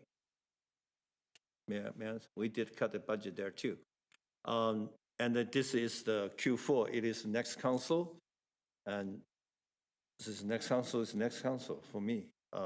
Anyway, Councilor Bennett. Floor is yours, Councilor Bennett. Thank you, Worship. Speaking to the amendment, and I'll probably speak to the whole motion if I can have the grace. I'm actually going to speak against both the amendment and the main motion for the purpose of we've just made a decision as to the remuneration of council for the next 4 years. I don't think this is rushed work. I think if council down the road would like to look at how this committee, or if there's a benefit to having this committee, that can be done in 2027 or 2028. For the other reasons spoken, I'm not supportive of prioritizing this work. We have time for it to be done. Thank you. I see. So my understanding now is moving to Q4 actually is to get the administration to review this bylaw and then bring for the next council for their decision. That's what it's going to be, right? Am I correct? Okay, that's good. Amendment on the floor. Change it Q3 to Q4. All in favor? Oppose? Oppose online? Carried. Opposed. Oppose online? Carried. Now, to the main motion, that council direct administration to return the City of Prince George Council Remuneration Bylaw number 8414-2012 by the end of Q4 2026, with options to remove or revise Section 7. All in favor? Oppose? I think opposed online. Thank you.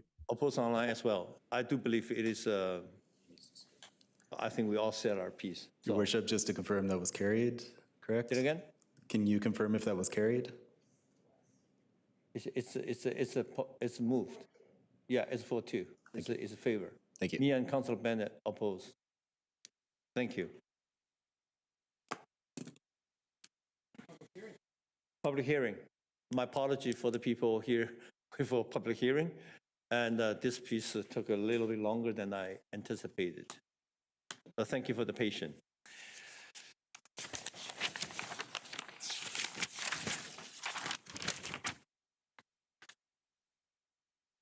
I would like to declare the public hearing at agenda item H1 to order. Ms. Anderson, would you like to introduce the hearing?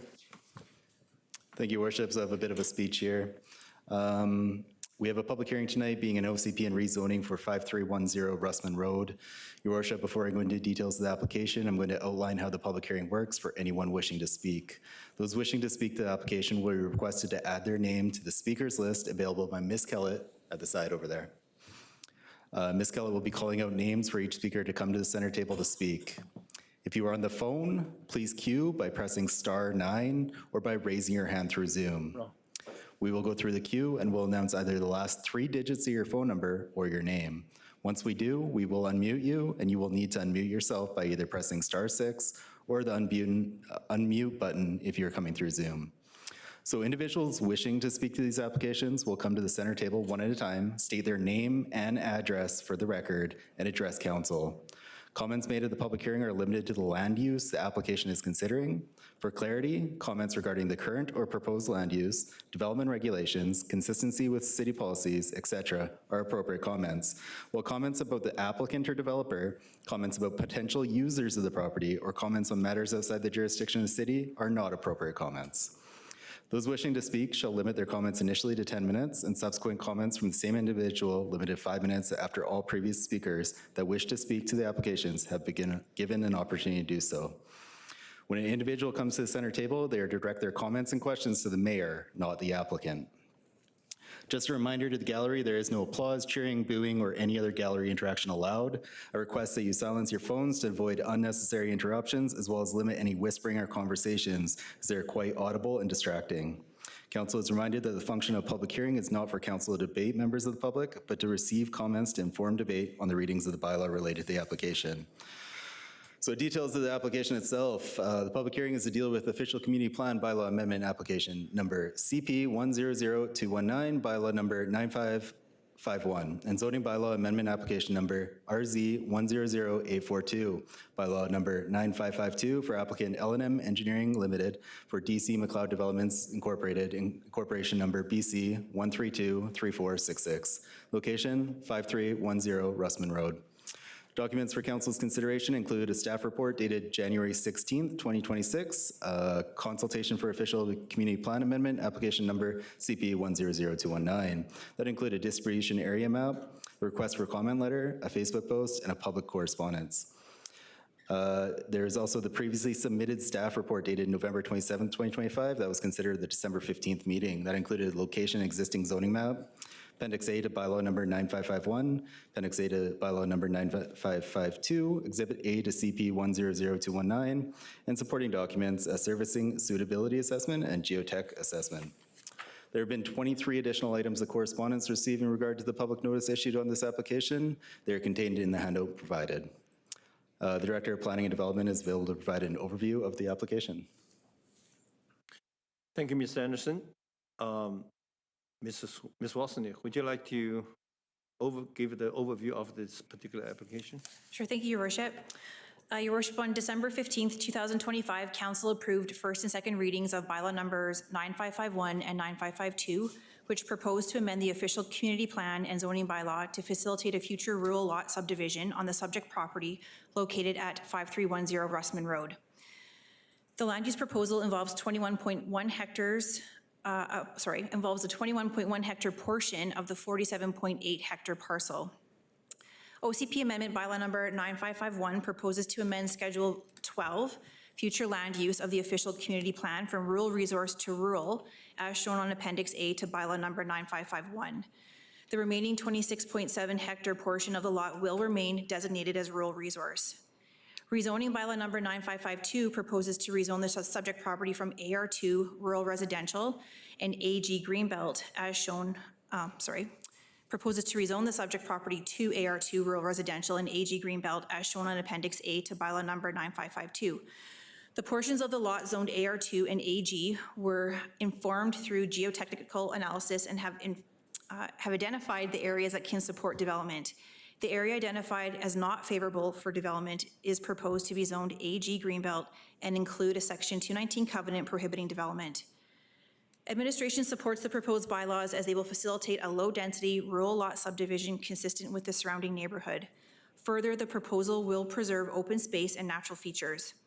The applicant has also provided a servicing suitability assessment which confirms on-site sewer and well systems can adequately meet servicing needs, provided each lot be a minimum of 1 hectare.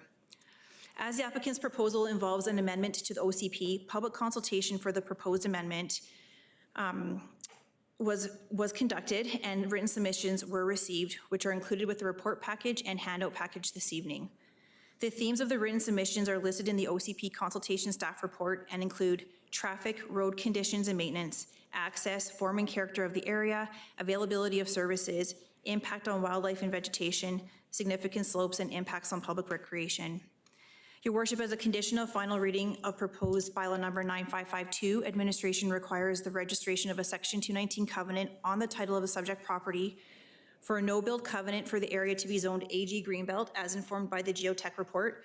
And secondly, to restrict the number of lots to be created through the subdivision to no more than 12 lots. Thank you. Thank you, Ms. Wasnick. The council, is there any question for staff? Councilor Ramsey, go ahead. Yes, Your Worship. I just had a question for Ms. Wasnick about the servicing brief. In section 6, it says the servicing suitability assessment conducted for the subject property indicates that implementation of on-site sewerage systems and groundwater wells to meet domestic servicing needs for a typical 4-bedroom dwelling is feasible. My question is whether the rural residential designation would allow, be eligible for the small-scale multi-unit housing. Just looking for clarity there. I don't think it does, but I just wanted to double-check if that designation would be allow for up to the 4 units. Thank you, Your Worship. Through to Councillor Ramsey. Yes, the zoning, which is described and outlined in the table in the staff report that was reviewed by Council in December. Oh, thank you, Ms. Kellett. It's on the screen before you now. Identifies the principal uses of the AR2 zone and then the secondary uses. So within the secondary uses, I believe this is outside of the area for the Bill 44 area that says you shall provide that ability as the city for 4 units per lot. This again is intending, AR2 is intended, and this is intending to keep that rural feel and form and character of the proposed zoning and subdivision. Because the secondary use allows secondary dwelling, and the servicing brief is saying that, you know, typical 4-bedroom dwelling is feasible, is there going to be a covenant registered to reduce or restrict secondary suites or anything like that? Just wondering if that's going to impact water and servicing, and if there's more than a 4-bedroom unit on the property. Thank you, Your Worship. So at the time of building permit, so through the rezoning, to answer your question, there is no restrictive covenant being proposed to limit the size of house or number of units or bedrooms for that matter. But at the building permit stage, we would ask for confirmation of even on-site systems to be confirmed that it can service the proposed dwelling. Okay, thank you. I appreciate that. Thanks, Your Worship.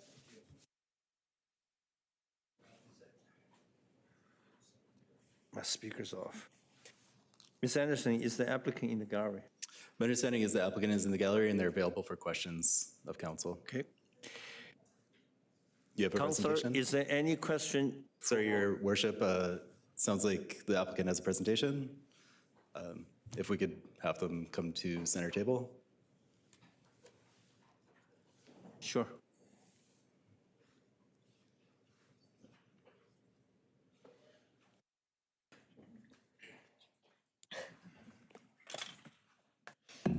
Ash. Good evening. Oh, are these new?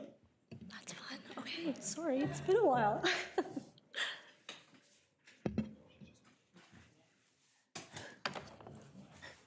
Good evening. Okay. Good evening, Mayor Yu and members of council. For the record, my name is Ashley Sandy. I am a senior community planner at L&M Engineering, and I'll be representing this application before you tonight.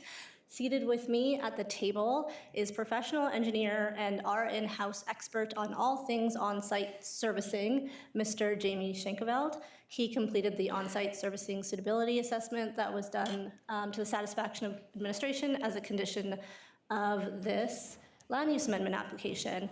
Seated in the gallery as well are the property owners, Mr. Rod McLeod and Dr. Denise McLeod. We are so excited to be presenting this land use amendment to you this evening. The proposed rural residential development is quintessential Prince George. It is the ability to live that rural lifestyle that draws those wanting to move here from a bigger city, and it's the ability to live that rural lifestyle 5 to 10 minutes away from your daily urban needs. We also recognize that there has not been any new subdivision development on Cranbrook Hill in quite some time, and we were cognizant of that when we were developing this land use proposal. So for us, that meant that we had to peel back some layers and conduct a few years of upfront, in-depth land use analysis prior to submitting a formal OCP and zoning bylaw application to the City of Prince George. We're gonna explain that land use analysis a bit more in detail, but before doing that, it's really important that we mention that what we are proposing on the McLeod's private property is large, expansive rural residential lots for single-family homes that will provide an opportunity for folks to get that calm country feel without dealing with the long hauls for everyday life. So the first thing that we did for our land development analysis was to check, triple check, quadruple check that the property was not in the Agricultural Land Reserve, or ALR, as most people commonly know it. And it isn't. So then we took a deep dive into the overall site suitability from a geotechnical perspective and from an on-site infrastructure perspective, with the results coming through the technical reports that have been provided on the council agenda this evening. Once we determined that there were areas on the site that could be safely developed, that there was a level of suitability for on-site water and septic within the developable areas, and that there were also areas that needed some more protection, we took a further deep dive into the land use analysis. And what that means from a land use and planning perspective is that we needed to ensure that what we were going to ultimately propose to administration was a land use amendment that took into consideration not just the suitability of the land to support a rural residential development, but the ability of the built form of the rural residential development to fit in with the form and character of the highly desired Cranbrook Hill. And built form is just a really fancy planning word for the relationship between buildings and structures to the open spaces that surround them or the neighborhood character. So to do this, we turned to the uniqueness of the parcel itself, and we asked ourselves a question. From a land use perspective, does a large lot rural residential development work in this area? So as planners, we look at the surrounding neighborhood of established large rural residential lots, and then we look at the proposed development from the perspective of an urban-rural interface between the existing rural lots on Cranbrook Hill and the regional district, and the more urban lots along the west side of Foothills Boulevard. And we can see that the proposed large lot rural residential development fits well in this location. The size of the parcel, 47.8 hectares, is also unique, and that it afforded us the ability to then work with administration to find a zone that would fit well in the neighborhood.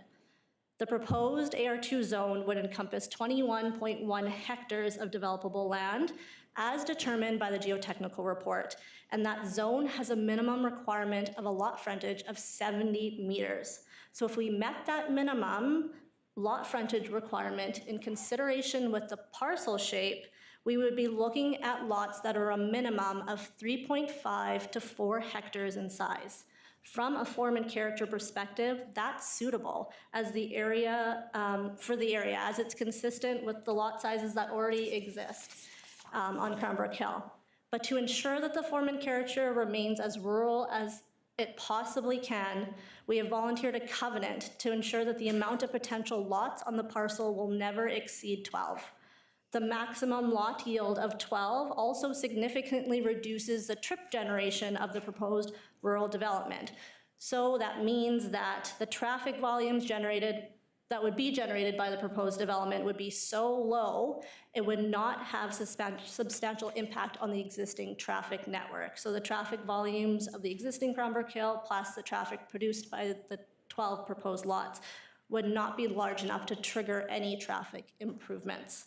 On the remainder of the 26.7 hectares of the property, the zone will remain either AG Greenbelt or lands are proposed to be zoned to AG Greenbelt through this application. These are no build, no disturb areas on the parcel as identified by the geotechnical report, and they will be protected during the land use subdivision development and building permit stages by this volunteered covenant.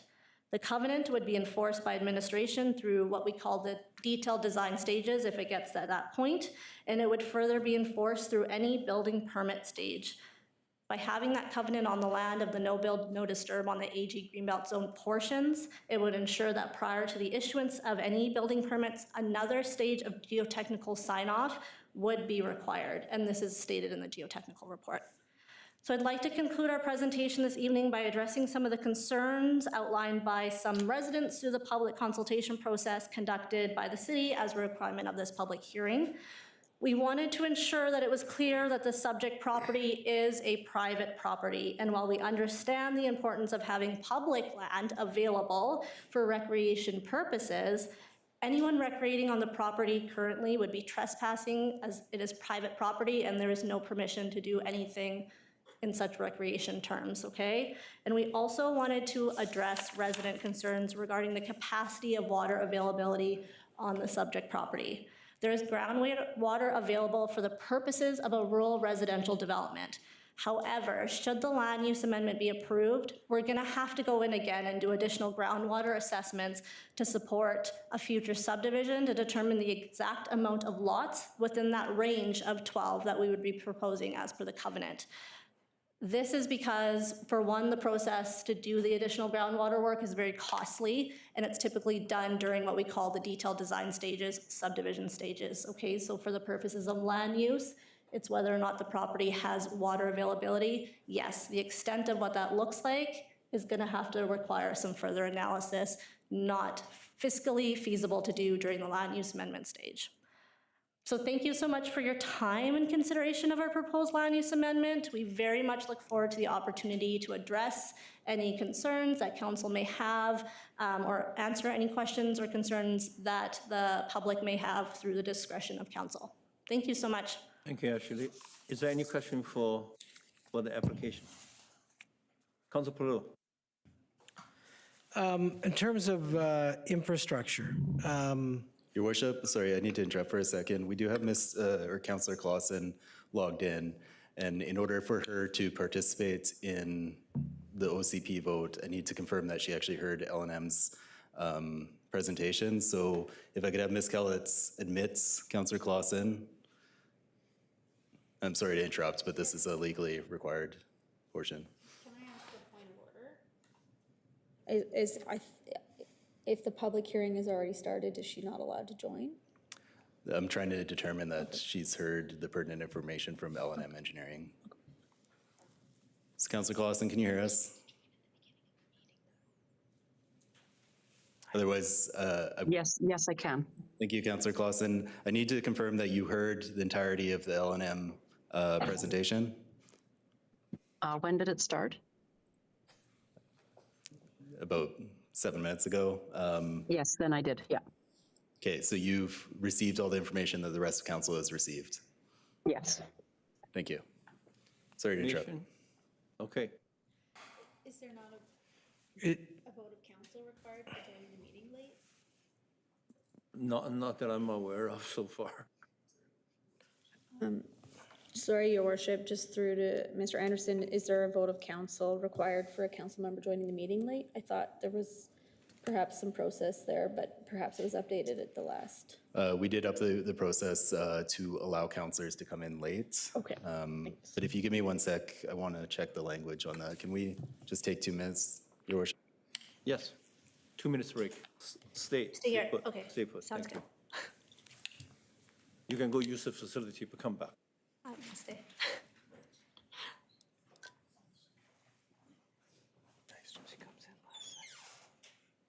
It still requires a vote to join, and if we don't want to vote, then we're going to be invalidating the outcome.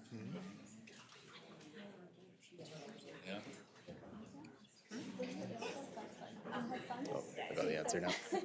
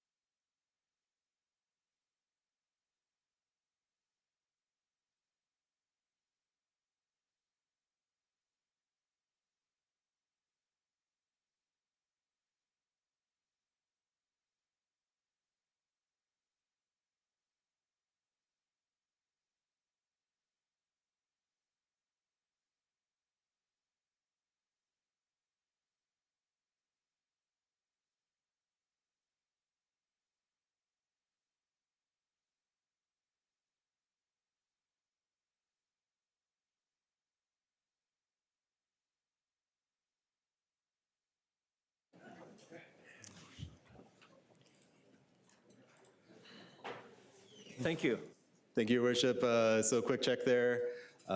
We did change it, but we did include the clause that a council member cannot join a public hearing unless they were here at the opening of it. Thank you. So I'm going to ask that Ms. Kellett remove Councillor Clausen. And Councillor Clausen, if you could, we will let you know when the public hearing is over so that you can rejoin the meeting.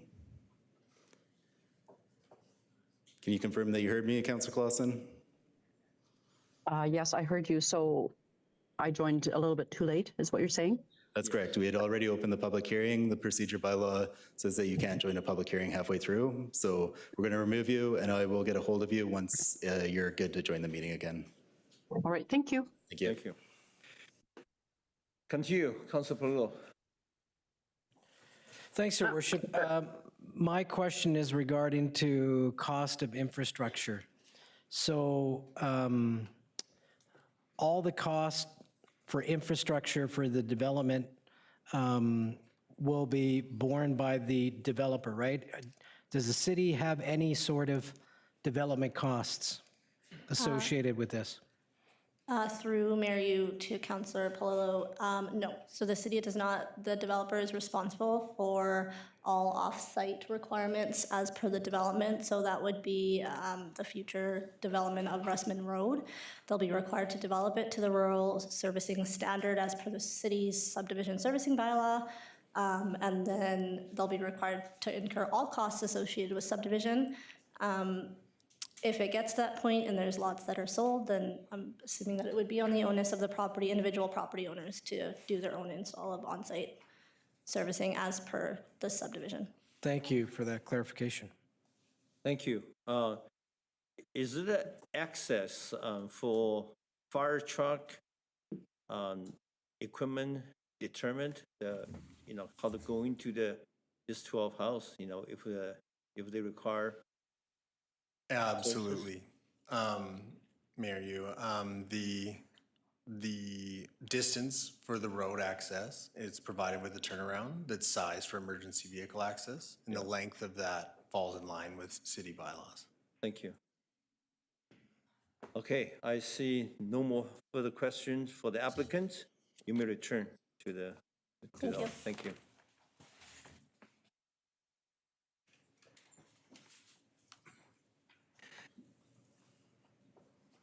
Ms. Anderson, is there anyone in the gallery who wish to speak to this application? Thank you, Your Worship. I'll ask Ms. Kellett to call up the first name on the list. Thank you. I'd like to call Glenn Nicholson, 5452 Cranbrook Hill Road, please. Thank you.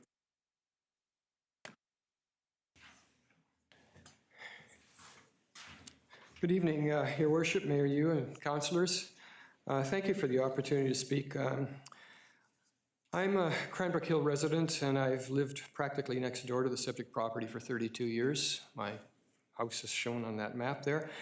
I'm also an avid mountain biker and trail builder, and a member of the Prince George Cycling Club. I'm very familiar with the trail network on Cranbrook Hill, which is extensive. Before I turn to the details of how this development may affect mountain bike trails, I'd like to address something more fundamental. Advanced mountain biking can be hard to picture if you've never experienced it yourself. When people say they can't imagine anyone riding steep terrain like Cranbrook Hill, or they can't imagine residents wanting it nearby, what they're often expressing is unfamiliarity. Many forms of recreation that are now widely accepted once seemed improbable. Skate parks, climbing gyms, trail running all became mainstream only after communities recognized that what appeared extreme from the outside was, in fact, structured, healthy, and socially positive. Mountain biking on Cranbrook Hill is not a fringe activity. It attracts physically active youth and adults, and it encourages athletic skill development, creativity, and peer organization. Riders have invested enormous time and care into their equipment, their trails, and their community, and they form strong social bonds. Mountain biking channels youthful energy into fitness, problem solving, craftsmanship, leadership, and cooperative enterprise. Riders learn how to build, maintain, and respect infrastructure. Many of them go on to become workers and managers in bike shops, outdoor recreation, trail and park maintenance, or competitive sports. These are exactly the kinds of outcomes that communities want for young people. This rezoning presents an opportunity not to imagine something new, but to recognize and thoughtfully integrate a healthy activity that is already thriving on Cranbrook Hill. The steep escarpment beside the subject property, or on the subject property, is a special and well-used green space with a long history. For decades, and I do mean decades, it has supported an informal network of advanced mountain bike trails enjoyed by a dedicated community of riders. Connecting trails are also used daily by hikers, joggers, snowshoers, dog walkers, and nature lovers. These trails form a park-like network running all the way from Otway to Vanway, linking Forests for the World, UNBC, Ginter's Meadow, and beyond. The network is long established and is widely documented on public mapping platforms, and it functions today as a de facto recreational infrastructure. Trails on and below the subject property are particularly valued by advanced mountain bike riders, and they draw visitors seeking steep terrain that is naturally suited to this kind of riding. This is a meaningful recreation asset for the city of Prince George. The city of Quesnel has formally developed a similar steep slope into a bike park. Visitors from all over British Columbia and beyond ask, does Prince George have something like that? Well, we do, sort of. It's just not legal yet. At present, access is unmanaged. There is no designated parking at the trailhead at the top, and trails exit onto Foothills Boulevard at the bottom. These conditions create some safety concerns. The applicant proposes up to 12 residential lots on relatively level terrain at the top of the escarpment. The existing bike trails lie mostly on the steep slopes below, which are unsuitable for housing. As a result, residential development and trail use can work well together. Future residents may even welcome safe and legal access to these trails out their back door. The proposed access road is therefore quite significant. With thoughtful design, it creates an opportunity to improve safety by providing legal access, safer parking, and clear signage. I'm not asking council to approve or fund a bike park today. I'm asking that the city and the applicant preserve flexibility for future recreational options so that development and recreation can coexist safely and harmoniously. Thank you for your time. I would be happy to answer any questions. Thank you. I just want to remind the councilors, this is a land use application. It is a fee simple properties. You can do the reserve the comments or whatnot after the decision of land use, and to address the concerns and opportunity that exists perhaps within this application. But fundamentally, the hearing is about land use in terms of as presented by the applicant's planner and engineer. With that, there's no question for you. So thank you very much for the presentation. Ms. Anderson, is there anybody else who wants to speak? Ms. Kellett, can you call up the next name? Yes, Jacob Mullen, 1308 Parsnip Crescent. Thank you.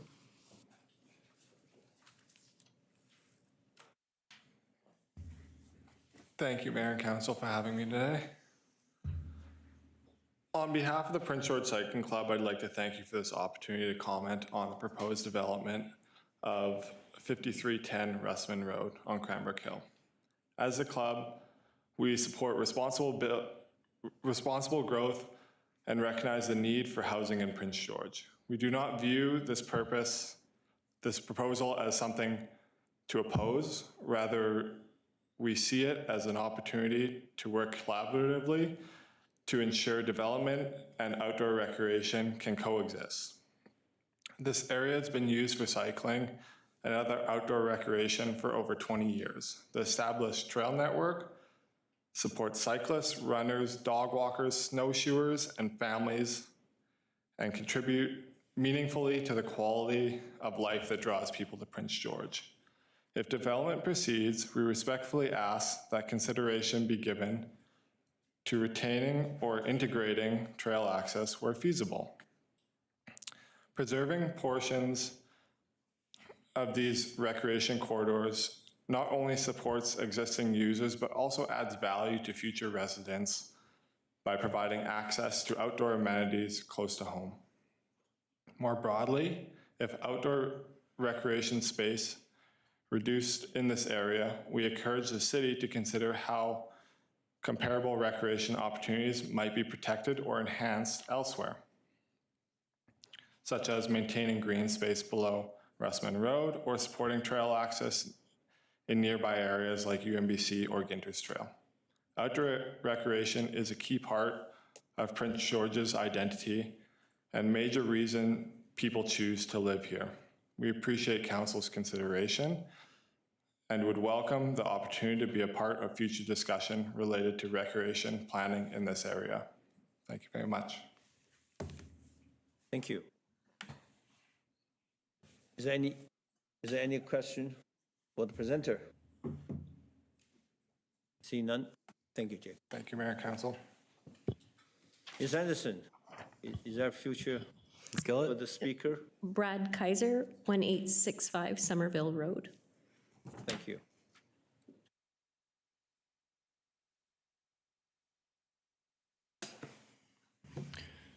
Council, Mayor, thanks for having me here. Same thing, the trails at Cranbrook, they've been part of my life for over 20 years. I've been riding there since I was probably 17, 18 years old. I am 41 years old now, still riding there. I still go there with my kids. The hours that we have built into those trails is crazy, like 40 hours into one feature. Howell hand built with shovels and dragging wheelbarrows down there. It'd be a shame for those trails to go away. There's been 2 riders from Prince George that I know of that have made it to the Red Bull Rampage, the biggest event in mountain biking there is, and they've grew up here in Prince George. And that might be because the Cranbrook Hill even existed. And I think just to wipe those trails out, just for no reason, like not no reason, but they could coexist with safer parking, because on that corner it is, I have to admit, it's fairly unsafe to park there. I park down at the mailboxes and I ride from the Forest for the World Road there with my shovels on my back and my bags, trying to get my buckets down there so I can move dirt. It's been a hard go, and that's just the way it is down there. But to make something safer for the traffic and to keep the bike trails and for this future development, I think would probably be the best thing for everybody. That's all I got. Thank you. Any questions for me? No question. I think that the last three presenters, it's a presentation, the main theme. I think we as a council, we got it. Thank you. Ms. Kellett, can you call up the next name? Casper Walraven, 647 Pearden Road.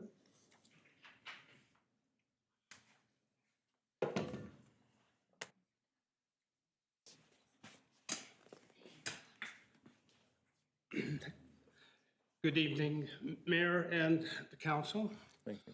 I am not opposed to subdivision. I think we need to be a bigger population. We get more attention, we get more amenities from the province. My only two concerns is that you have no water. Most of the residents up there have to have water brought in or use their water very sparingly with no irrigating of the gardens or the lawns. The second problem is the availability of emergency vehicles, specifically fire trucks coming up the hill at a hairpin curve that is going to have to slow them down to about 5 kilometers per hour just to get around. The other alternative is to go the back way from Otway, which is often closed in the wintertime because the ice turns to slippery ice, and it's impossible for the residents to even go up or down if they live at that end of the Cranbrook Hill. So those are sort of things that you need to be looking at before you approve the subdivision, because you're going to have water built in, sewage built in later on, and a better road access. And that's my points. Thank you. My question, how long you been living in the area? I have been with my wife for 4 years, but she's been there since 73. 73, okay. And there is a lot of houses that have water brought in. Thank you. Okay. I'm going to ask them, can we go back to ask one technical question to the administration? Yes. In the fee simple land, if there's difficult to get water from the well, potable water, it is an option that is an option, isn't it? To build a water tower even, is that an option? I'm sorry, thank you, Your Worship. As has been noted earlier with the applicant's presentation, through the subdivision application, that's the stage, we would look for those technical details of to what capacity, like more drilling down to those details, pardon the pun, I did not intend to do that, to indicate and inform water capacity to what extent it can be serviced to the proposed building and proposed lot. In the future, if infrastructure, as you described, is proposed, I'm imagining that might be a local area service or something of a grander scale, not something we could necessarily require through this stage. Again, the applicants demonstrated things can be serviced with on-site sewer and water at this stage, and then which satisfies the zone, and then the subdivision stage would go further into those technicalities. Thank you. So the land use question, this is for later. This is still land use right now. That's correct, Your Worship. So with the zoning and also the subsequent OCP amendment, we would be looking for that that indication at this stage, can these lots be serviced, whether it's, if it was city infrastructure that was in the area, we would ask for that to be confirmed through capacities. And in this case, because rural lots, we're asking for, and the applicants provided that confirmation, on-site can be provided to meet the standards of the zoning or of the subdivision servicing bylaw. Okay, thank you. At this stage, during this public hearing, based on the question in front of us and as presented by the application, there is no way the council in any which way can insert a certain condition beyond what is being presented. Am I correct? Am I correct? Ms. Anderson? That's correct. Yep. Thank you. Okay. Thank you. Got it.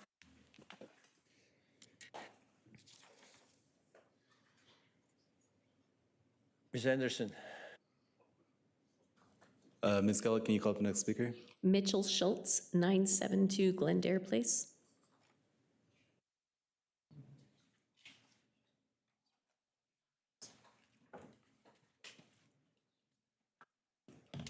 Hello there, Council and Mr. Mayor. Thank you guys very much for letting me sit here and speak. I get a little nervous public speaking, so sorry if I'm a little bit slow sometimes. Just in regards to this land use proposal, I think that it contradicts, so much of what you have laid out in your guys' brand new community plan, including the development just in general of subdivisions in rural areas, never mind rescheduling land to then be proposed as rural to then be subdivided. This, along with the cost of developing this land and its significant slope, and it's listed, in the proposed serviceability, that there will be development setbacks due to the significant slope. It is also listed that I believe every home must or is recommended to have a radon disposal, whether that's exhausting or other venting due to the nature of the substrate. In addition to this, the community plan proposes, much like many other people have stated, the development of mountain biking trails, development of walking trails, development of park spaces, preservation of green spaces. Well, I would say that the applicant has outlined that it will remain consistent with the character of the area. Personally, I just don't buy that as a large scale subdivision with small lots, with small-ish lots listed above, will create quite a bit of clearing, quite a bit of disturbance to the natural environment. While there still will be, with the HE zone, a green corridor for wildlife, it still will increase human-wildlife interactions, which is specifically outlined in the city community plan to go against that. My thought is, if you're going to rezone this, why doesn't the city purchase this piece of land, invest into the existing trails, into potentially making a steep hiking, walking trail that is within city limits, 15 minutes from everything for residents, developing 2 parking spaces as was outlined, or say a parking space on one side or parking lot on the other, connecting that with the Forest for the World, as if you go straight down that way, I'm not sure what the actual road is, it's Forest for the World, it's a straight shot directly to that property. Expanding that park space would be beneficial for both residents and future members of the community. I also believe that there is a 14-lot subdivision currently on Cranbrook Hill sitting undeveloped, along with, I believe, a total of over 30 lots that are sitting currently properly zoned, undeveloped on the hill. This, along with it sitting outside the urban containment boundary that the city has also recently just, I think, readjusted or outlined as well in the community plan.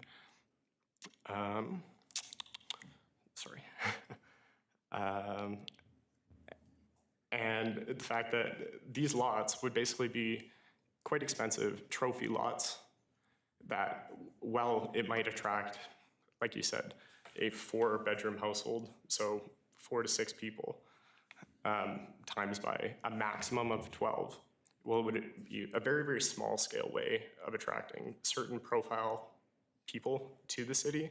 It doesn't really, it isn't consistent, with what is outlined at all in the community plan. For me, how am I supposed to place trust or confidence in this plan if within 2 months after it's proposed, there is a proposed land use amendment that contradicts point after point after point after point. That's my piece. So thank you. Thank you.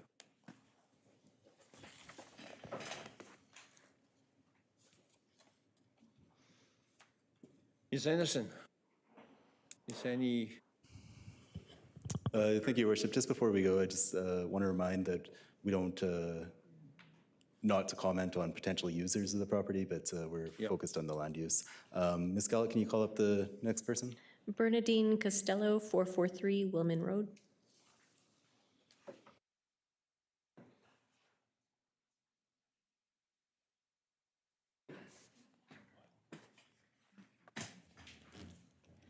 Good evening. Mayor Vu and council members and people in the audience, thank you for letting us have this opportunity. I'm a resident of Cranbrook Hill. We have a small farm, and I divine wells on Cranbrook Hill, and my husband has asked me not to divine wells anymore because we hardly have water. So we've been on Cranbrook Hill now for 25 years, and not far from the proposed land development. I've witched wells in that area, 400 to 600 feet deep, 1.5 gallons a minute. It's not good, and I'm on the back of Cranbrook Hill, and we're at 1.5 gallons a minute at 435 feet deep, and that is, would be as far down as the North Nechako. So that's the depth that we're talking. So even at some of the wells that are 600 feet deep, you're looking at a household at 4. I love my daughter dearly, but when she moved out, that left us 3. So now we can all have a shower. So, but you know what? We are hauling water for our livestock. That's where we're at. So there are still a few farmers in the area, and one of our farms is one of the smaller ones. But I have to say the majority of the farms that are there have water, and they have cattle. So it is a very big concern. There's another lot witched, or the other word for divining water is witching. So I've divined water not very far again from the proposed property, and they're down just over 550 feet, and they were only, and so disappointed at 0.5 gallon a minute. And they are, at this point, the new owners of that house are actually trucking water in for their house. The only reason I know that is because I seen the water truck, the city water truck in there the other day, so. But it does concern me that we are having more development in the area. I do like the ideas of more park, more walking trails, bicycle trails. I think it's great. I do think there could be other areas where maybe the city could buy it and have it for a different land use.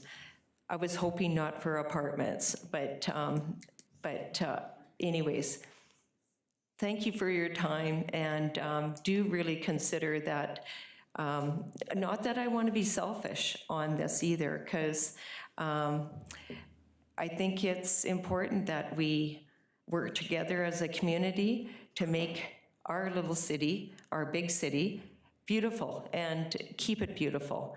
But there has to be resources in place to make it sustainable, to make everybody happy. But if you start pulling people's water, like that's why I don't, if you start pulling people's water and you have 5 acres here and 5 acres here, the water table, everybody's going to be short of water. So it's a huge problem. Thank you for your time. Thank you. Any questions? Any question for the presenter? I just want to ask, when you talk about half gallon per minute, how long has been that going on? So in 1995, we did our well in 1995, and it was, it's 435 feet deep, and we are at 1 gallon a minute. Okay. Thank you. Yeah. Okay. Just for my own knowledge. Pardon? Just so I get a picture. Okay, you got it. I got it. Thank you.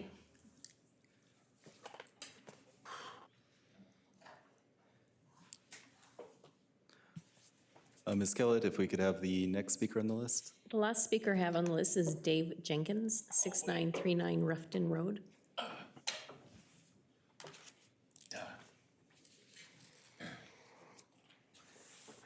Mayor Yu.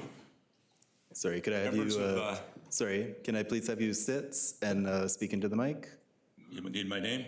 You want me to sit? Yes, please. I'd like to stand if I can. Sure. Unfortunately, I it won't normally get. talk loud, so. Sorry, can I interrupt? It won't get picked Mr. up by. McIntosh and a few of you here would recognize that perhaps, but.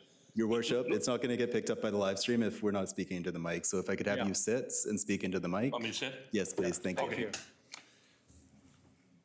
My name is Jenkins, and my wife and I came here for informative purposes because for the last 50 years, we've owned that 103 acres immediately to the west of the proposed development property of Rod and Denise McLeod, who, by the way, are friends of mine. I didn't come here to side one way or the other.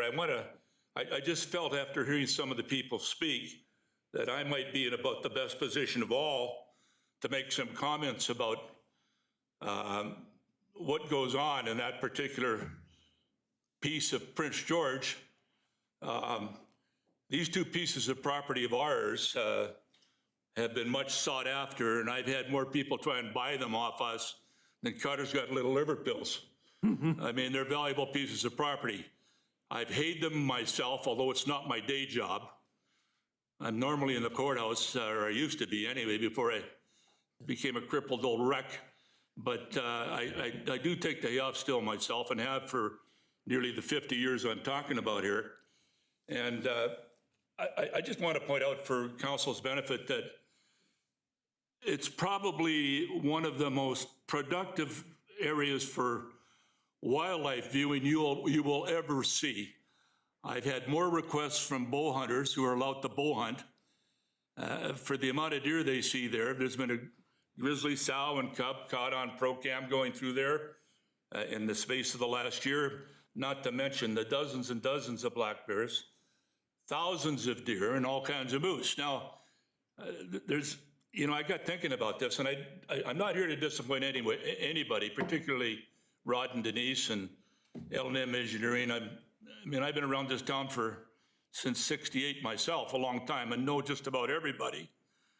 And at the risk of sounding vain, but the long and the short of it is that's a heck of a piece of land through the back there for the wildlife that just goes through it. And I just thought I should point that out for council's benefit.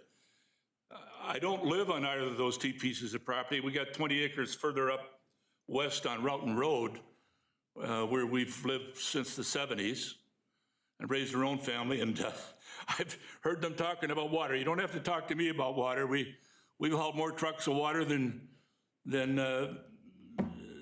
we've kept that trucking company in business at 5,000 gallons a shot over the years, and we've got 2 wells. So anyway, that's neither here nor there. And I hope, Rod and Denise make the best of it and do well with what they do. But I just felt I was in a pretty good position to address whatever comments might come this way at this stage of the proceedings, which is probably not the stage you want to ask some of these questions anyway. So I'll leave it at that. Not to mention the corner of that road. If we don't do something about that corner, the bikers are going to get killed that use it right now. And there's not a lot of them, but there's enough. I know Mr. Nicholson lives a little further up. The road's atrocious at the best of times. The best accidents we've ever had in our life have been on that road, particularly in the winter. But maybe there are plans in the future to overcome these issues that new residents that might be living up there are going to encounter. And I just hope Rod and Denise all the best. But I felt I had to say these things for the benefit of council, and who better equipped to do it than me? So there you go. Thank Sorry, you. folks, for being so loud. Thank you, Mr. Jenkins. It's an honor for me to have you stand do this presentation. We know each other for a long time. Pardon my dress. Yeah, thank you. Thank you. Is there any question for Mr. Jenkins? No? Thank you. Oh, Do you need help to standing up? Oh, boy. I didn't use it when I was putting across against this guy. You need to join.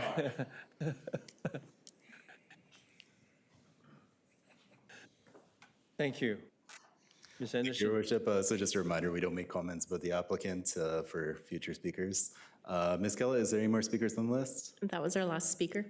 Okay, your worship, it'd be appropriate to call for any additional speakers to come to the center table. Yes. Can I speak for a minute or two? Yeah, please. Can you please state your name and address for the record? My name is Warren Pine, 618 Westridge Drive. Member of the community for 34 years now. So my major concern is to the developer. Is the traffic going up and down that hill? Quite a few times going up and down during the spring, summer, and fall.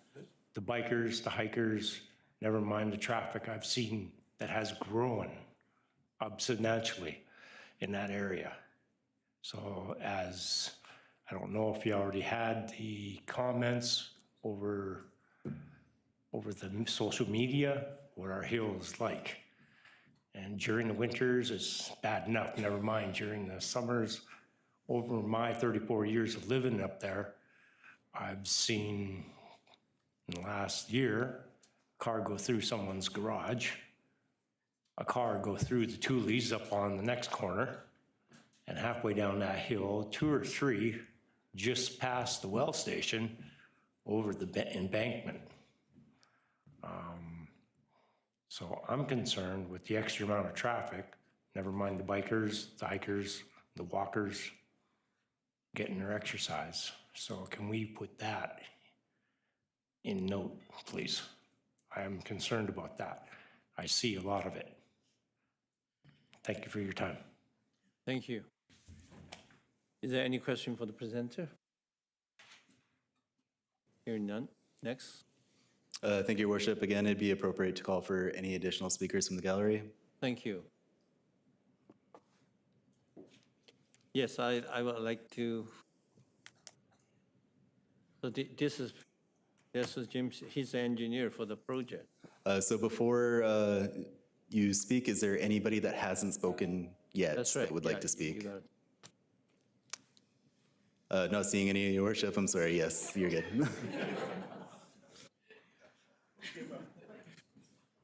Just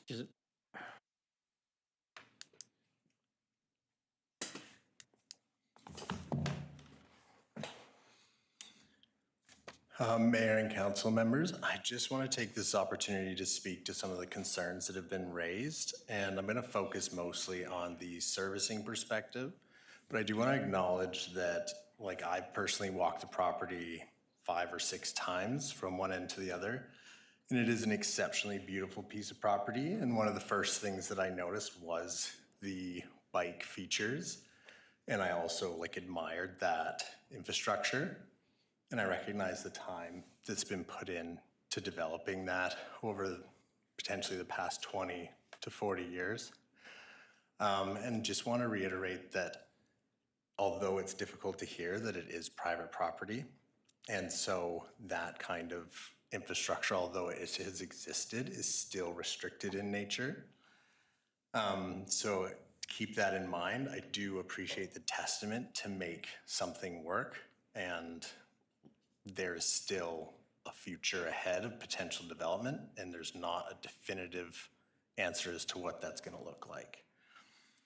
I'll move on to discuss the concerns around water supply, and I want to acknowledge the very real concerns that the public are sharing. I personally have worked on the development of individual properties that are already subdivided, servicing people building their family homes, in providing sewer and water assessment infrastructure.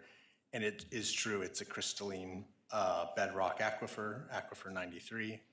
It's considered relatively low productivity with moderate vulnerability. And so through our review process, we assessed wells in the area surrounding the site because it was a primary area of concern for me. And what we found was that for the most part, wells that were positioned directly upslope and constructed within the last 15 to 20 years demonstrate a groundwater flow rate or an acceptable yield from the well ranging from about 5 to 15 US gallons per minute. And I've worked on some very recent ones even that are considered directly upslope, producing in that higher 15 gallon per minute range. So I think that there are circumstances spread out across Cranbrook Hill where by nature of the aquifer, you can hit dry well spots, and even entire properties can suffer this. And this is why at this stage, instead of disturbing the land with the effort that it would take to go and drill these test wells or verify in this particular region, we avoid that land disturbance, see if there's support from this zoning perspective for land development, and then move into an assessment of subdivision and what would be suitable for a lot density up to this maximum potential of 12. To put some context into it, the city's bylaw requires that we can prove out a half a gallon per minute, roughly, per lot. So that works out to 6 gallons per minute for the development. Obviously, we're hoping to see more water supply there, and the evidence suggests that we will find that, and through further investigation, we'll help determine that.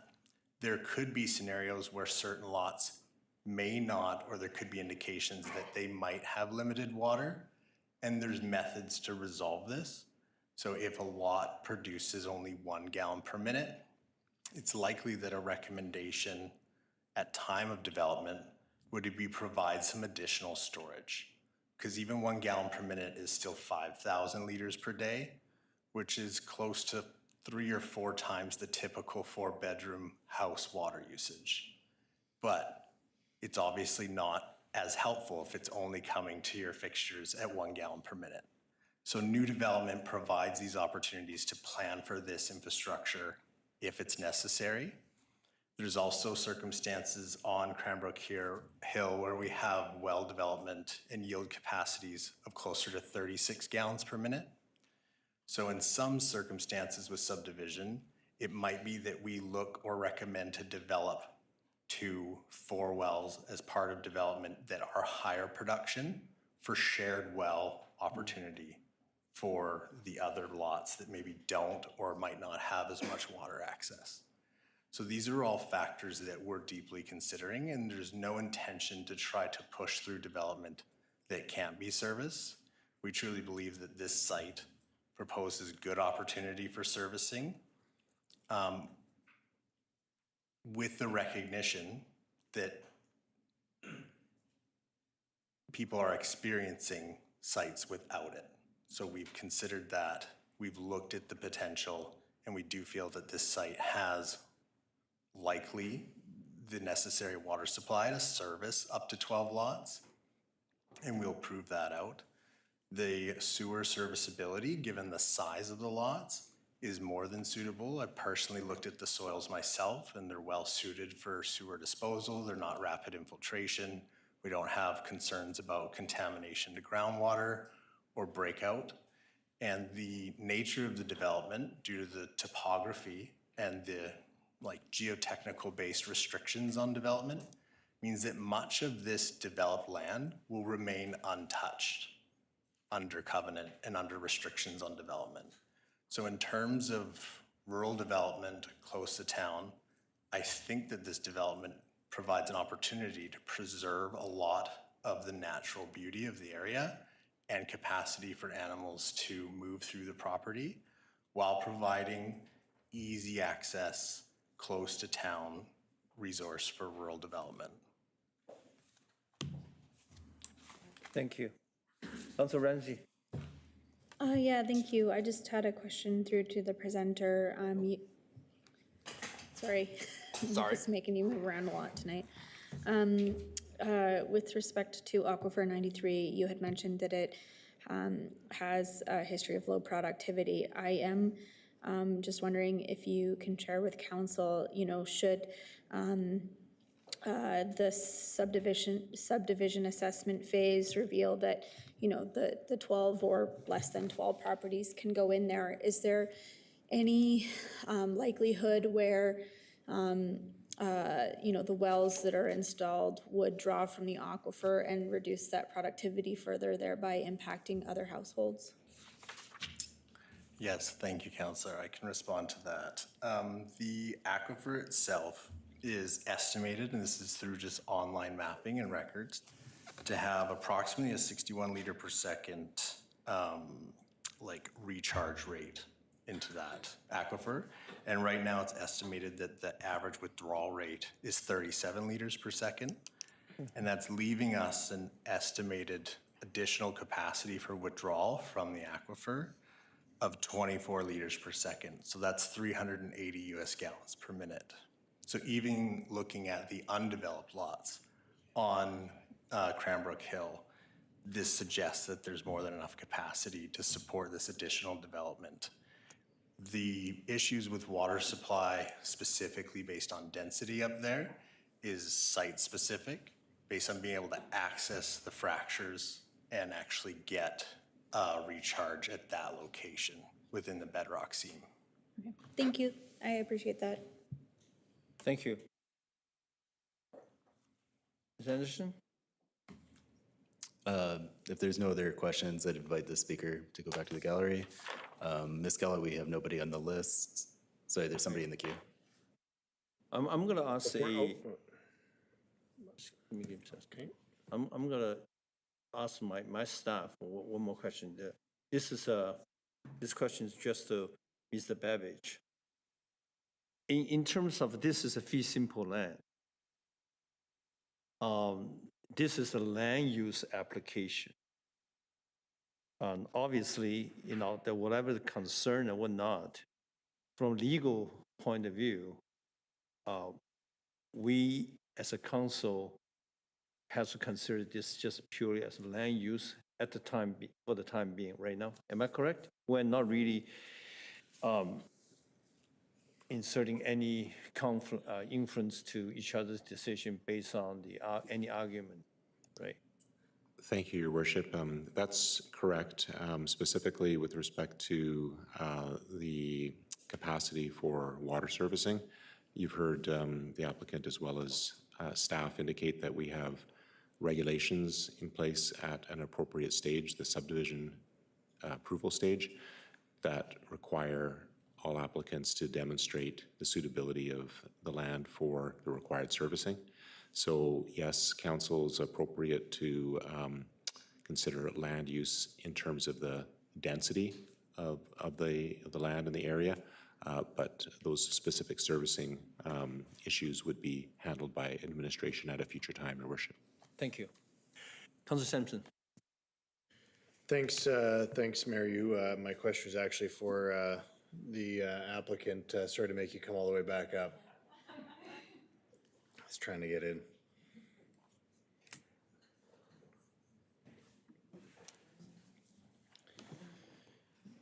Just kidding. Oh, no, I'm just kidding. Thanks for coming back up. My question is, we've heard a lot of comments and concerns. What's the plan for the property if it's not rezoned?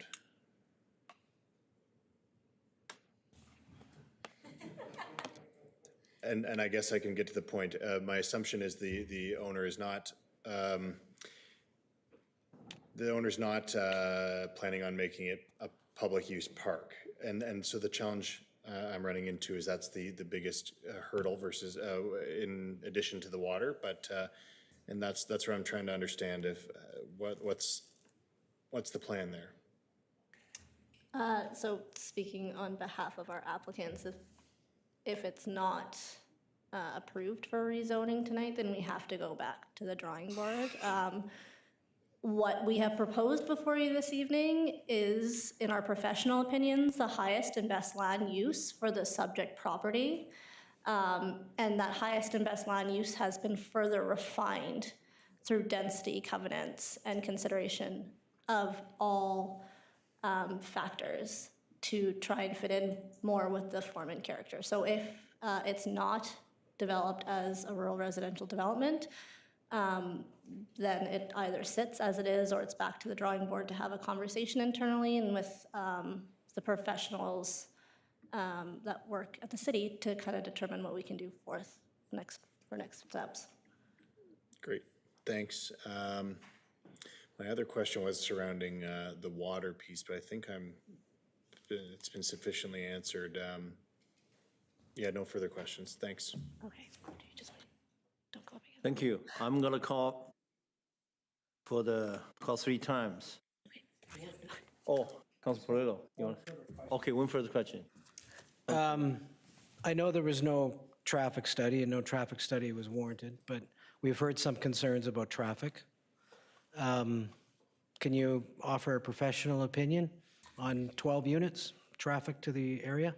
If it's okay with Mary, we're just going to call up Tanner Feldstrom. Sure. Oh, you got it? Oh, just kidding. Guess what? Jamie's got it. Thank you, Councillor. Yeah, I can speak to this. And like I don't have a number right off the top of my head, but with my familiarity for Cranbrook Hill, there's easily over 100 homes plus additional like undeveloped properties in the area. And we're talking about a trip generation, I think of about 7 or 9 as a maximum at any given instance. And so we're talking about a less than 10% or potentially even less than that as far as potential additional traffic up that road. So from an initial assessment perspective, this is not a high impact development. Do we have any idea what the population of Cranbrook Hill would be?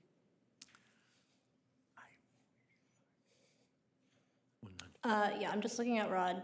I mean, that's kind of, sorry, it's kind of an unfair question. I'm Yeah, just based thinking. on Rod's opinion as a realtor, and we would say about 1,000, give or take. But again, it's just an approximate.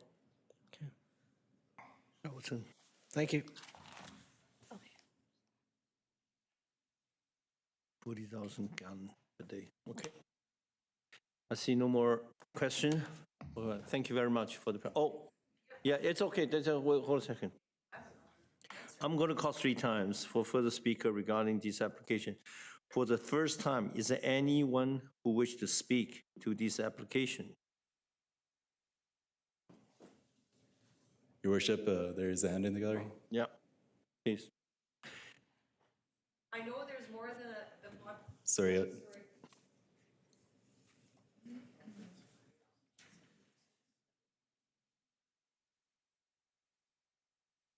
The second time presentation, so time is limited to 5 minutes.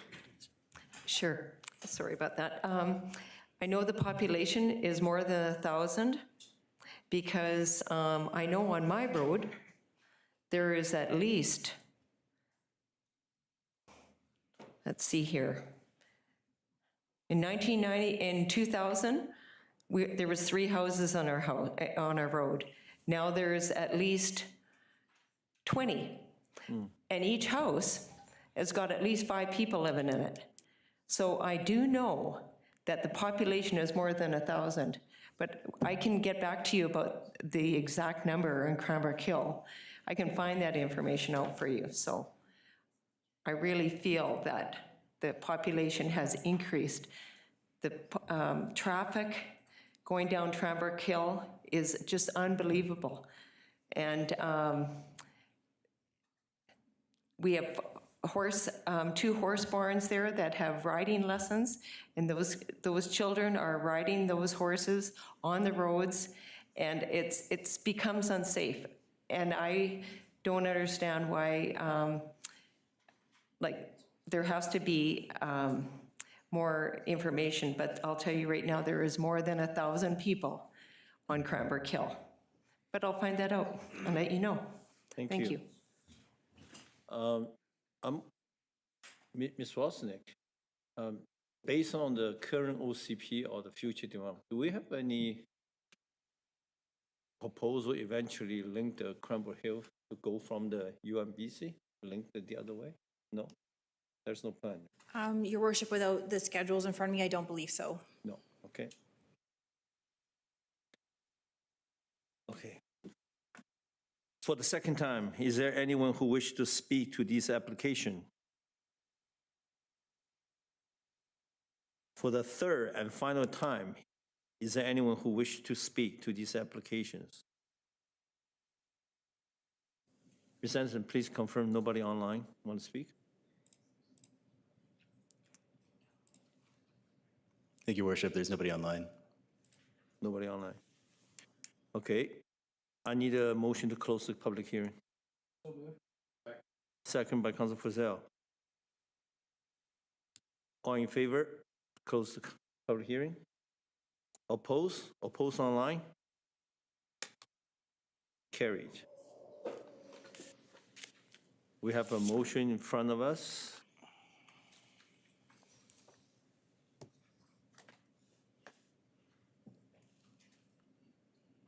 All in favor of? Move number 1. I'll second the receipt. Okay. Discussion?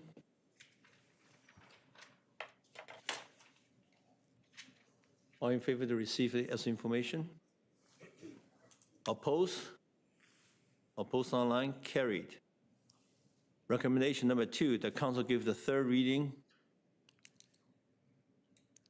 of this community plan bylaw number 9525, 2025. Thank you, Worship. If I could interrupt for a second. So it's not typically a problem with this council, but any OCP reading requires a majority of all council members. So if there needs to be 5 votes in order to pass a reading. Majority. Understand. I'll move recommendation 2. Move 2. Any second? Second by Councilor Scott. All in favor, number 2. Oh, Councilor Ramsey, speak. Thank you, Your Worship.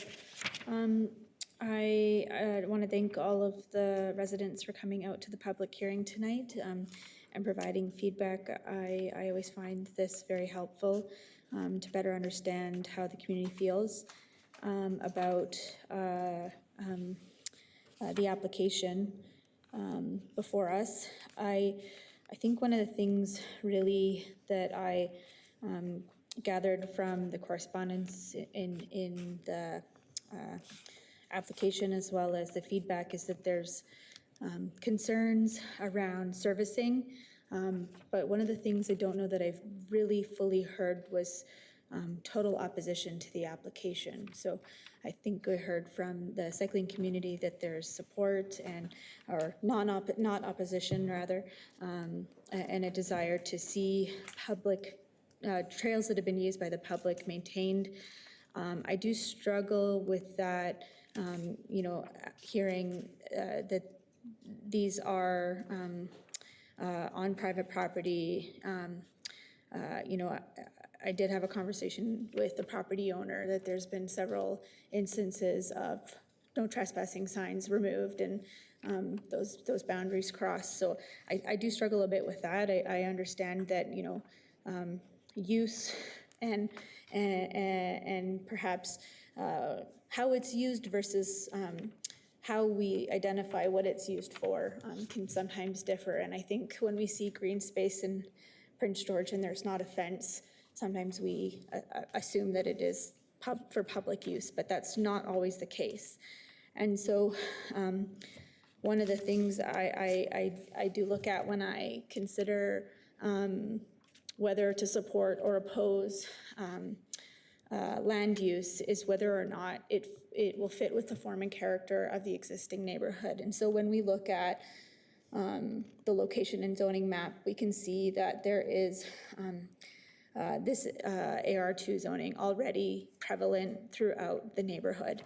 And so for me, because I think it is fair and equitable to landowners to be able to pursue that development, especially when it's something that their neighbors have already been able to pursue, as long as we are meeting, the technical briefs, the slope stability, and all of those things. And so I hear the water concerns. I do have them too, but I do also believe in the process of looking at the subdivision approval process, that assessment phase of whether or not the 12 units are feasible. It might not be 12 units. And I did appreciate the commentary around the aquifer, the water supply, the bedrock, angling wells, upslope, those sorts of things were really great information. So thanks to the engineer for providing that. It might not be popular, but I am going to support this moving forward because I think reasonably staff are going to work with development services and the applicant who's going to be responsive to community feedback to try and find a way to move this forward in a way that works, which I appreciated Ms. Sandy's comments there. So I think there's checks and balances in place around the water, around the traffic, that will be looked at in the subdivision approval phase. So I'm going to be willing to see this move forward. So thanks, Your Worship. Thank you, Councillor Ramsey. Councillor Frizzell. Thank you, Mayor Yu. Similar comments. Thank you, Mr. Nicholson, Mr. Mullen, Mr. Kaiser, Walraven, Mr. Schultz, Ms. Costello, and Mr. Jenkins and Cumming for being here tonight, and for also all the letters that came in to express the sentiments around the property. Much appreciated. In the ideal world, we would find a way to accommodate all uses. And it sounds like it's a beautiful piece of property. I haven't been on it myself, but I know Cranbrook Hill is a beautiful place to be and much desired to live. The water concerns were discussed. The traffic concerns came up again and again in the letters that were sent as well. And water supply was discussed.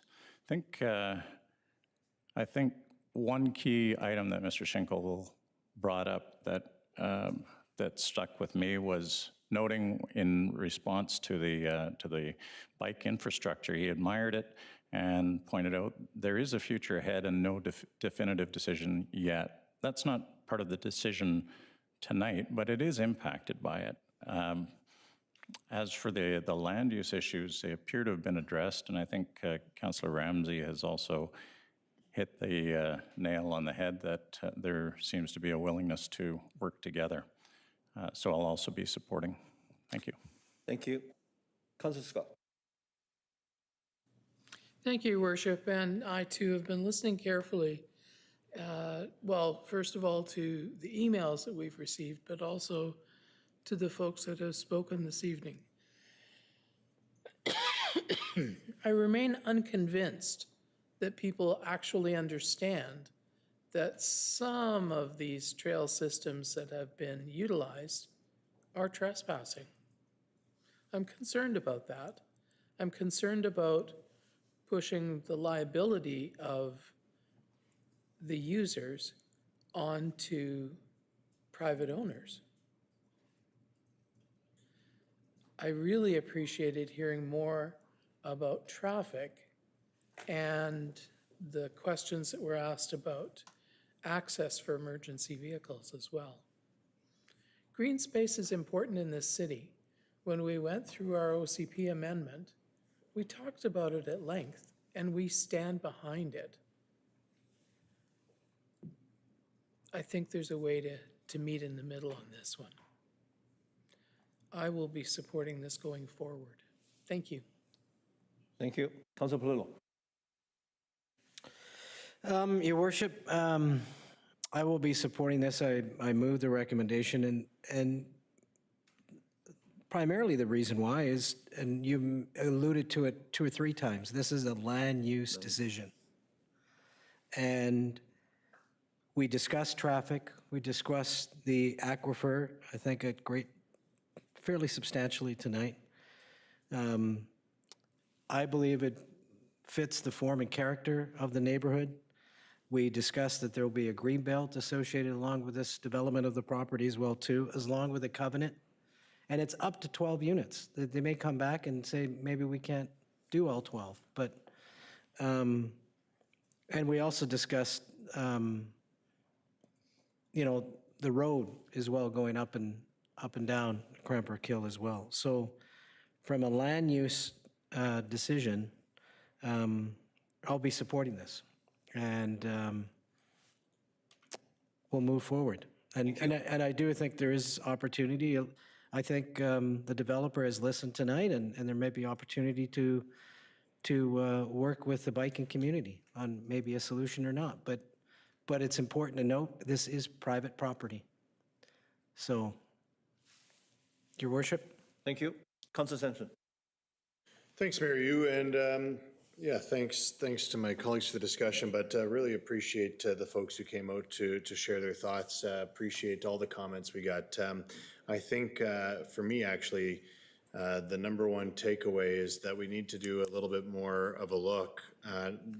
Let me preface, there's multiple takeaways, but the number one here that I've written down without necessarily having an answer to right now is I'd like to know more about Cranbrook Hill Road, that road that goes up. We're hearing concerns from residents who live up there, and so I don't think it's time at this meeting. I don't think that would be appropriate to put staff on the spot, but I think getting some more information on that would be prudent, because if I'm being frank, I hadn't heard maybe quite such a pressing concern on that, and so something that we can look at and start talking about. That's definitely not going to be an overnight fix. That's a major project, but something that we can start talking about.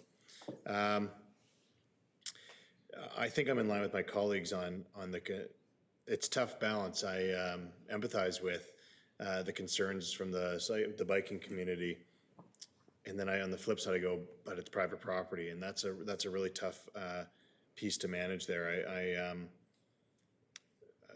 I'll take a moment here, Mayor Yu. I think back to when I was a kid, and we had a green belt behind my house, and me and my friends went and we actually built some pretty cool stuff back there. And then the city came one day and they wood chipped it all.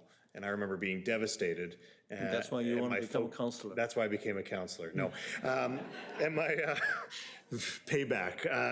They wood chipped it. And I remember my parents having to explain to me, it's nice that you could use it at the time, but to be fair, it wasn't our backyard. So, you know, I'm not saying it's the exact same situation. However, I'm struggling with this is private property. However, the value of these bike trails that they've provided folks for years sounds super invaluable. I wish I was competent enough to ride a bike like that, but that's tough. And I'm hoping that some discussion, further discussion can be had. I'm not sure what the solution could be, but for a greater understanding from that side of our community, the folks who have utilized that land, whether proper or not, I think that does really matter. And I'm hoping that more discussion can happen there around this. And that would be my thoughts there, Mayor Yu. On the water piece, I'm not an expert. I got to go with the experts. We have regulations in place, and if it hits those required numbers, then I'm satisfied by that. I need to go with the experts and the regulations on that, and so I'm left with no point on no option except for the land use piece, Mayor Yu, to support this. And I do don't want to say that as a negative. I see this as exciting in some respects. I see a moderate infill development. This is not high density. This is still large lots fitting that, as Councillor Palou said, form and character of that area.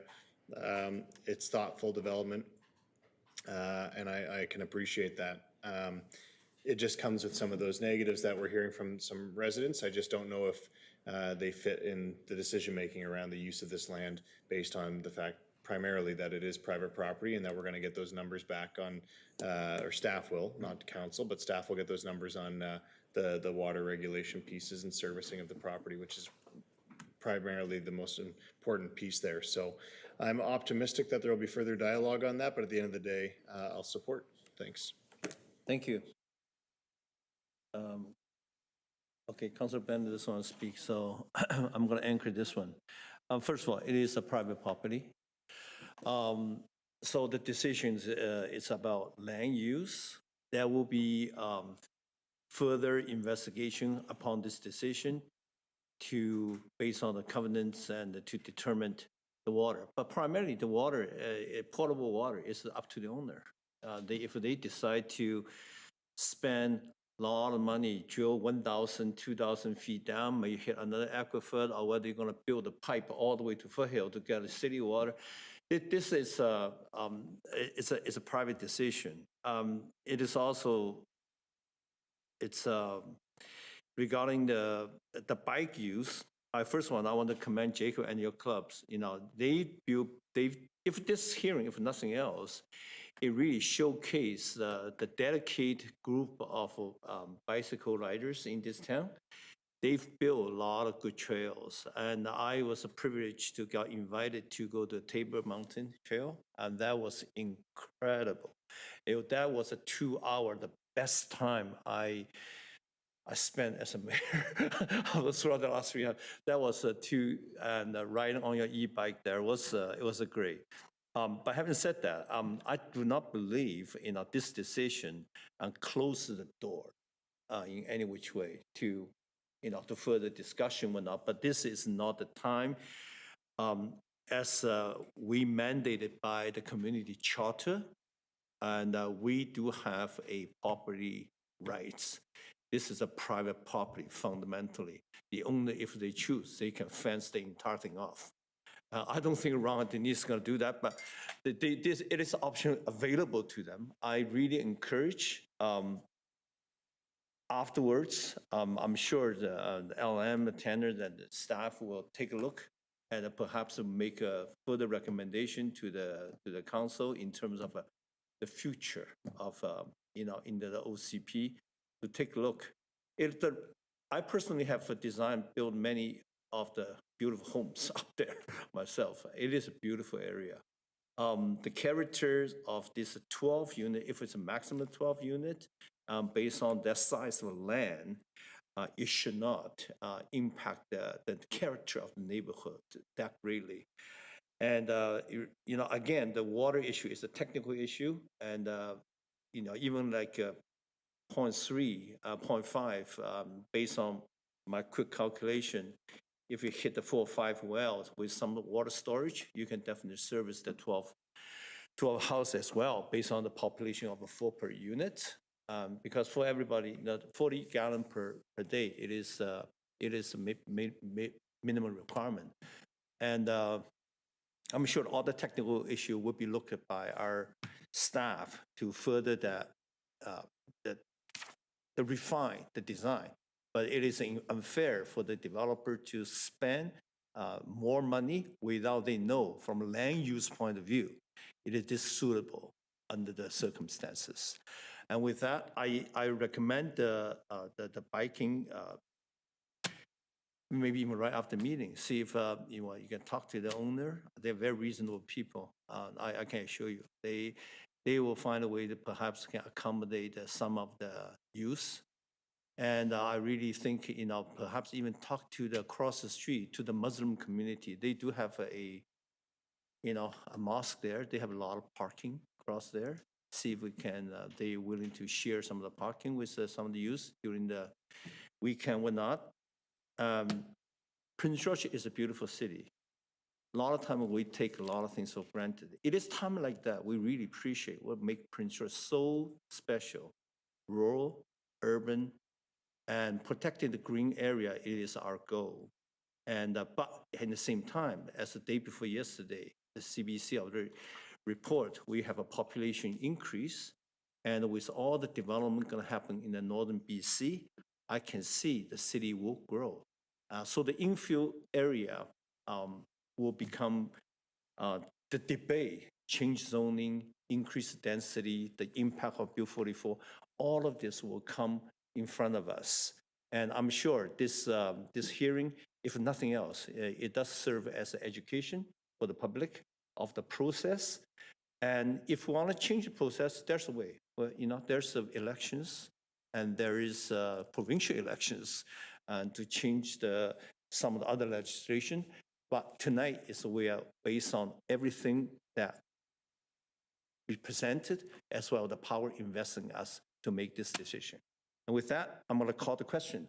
All in favor of recommendation number 2? Oppose? Oppose online? Carried. Second by Councilor Frizzell. Any further comment? All in favor? Oppose? Oppose online? Carried. Thank you.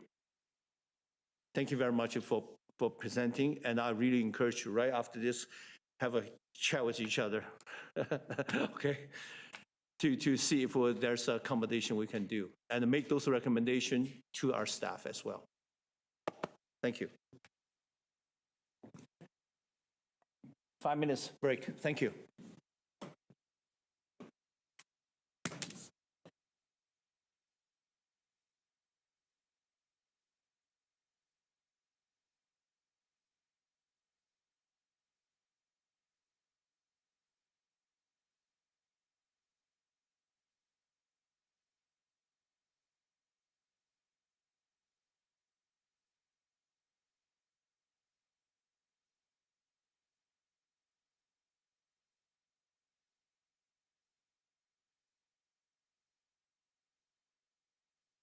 Yes.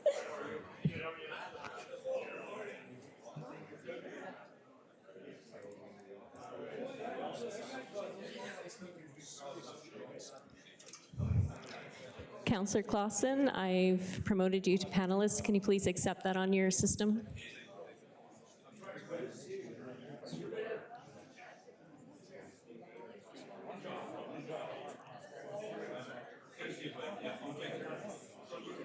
Yes.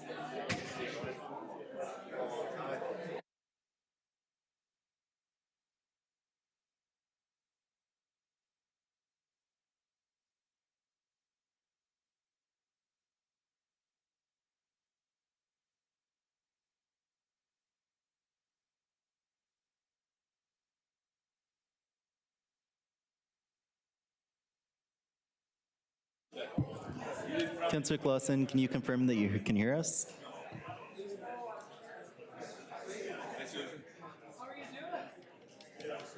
Yes, I can hear you. Perfect. We're just on a recess and we'll be starting soon. Okay.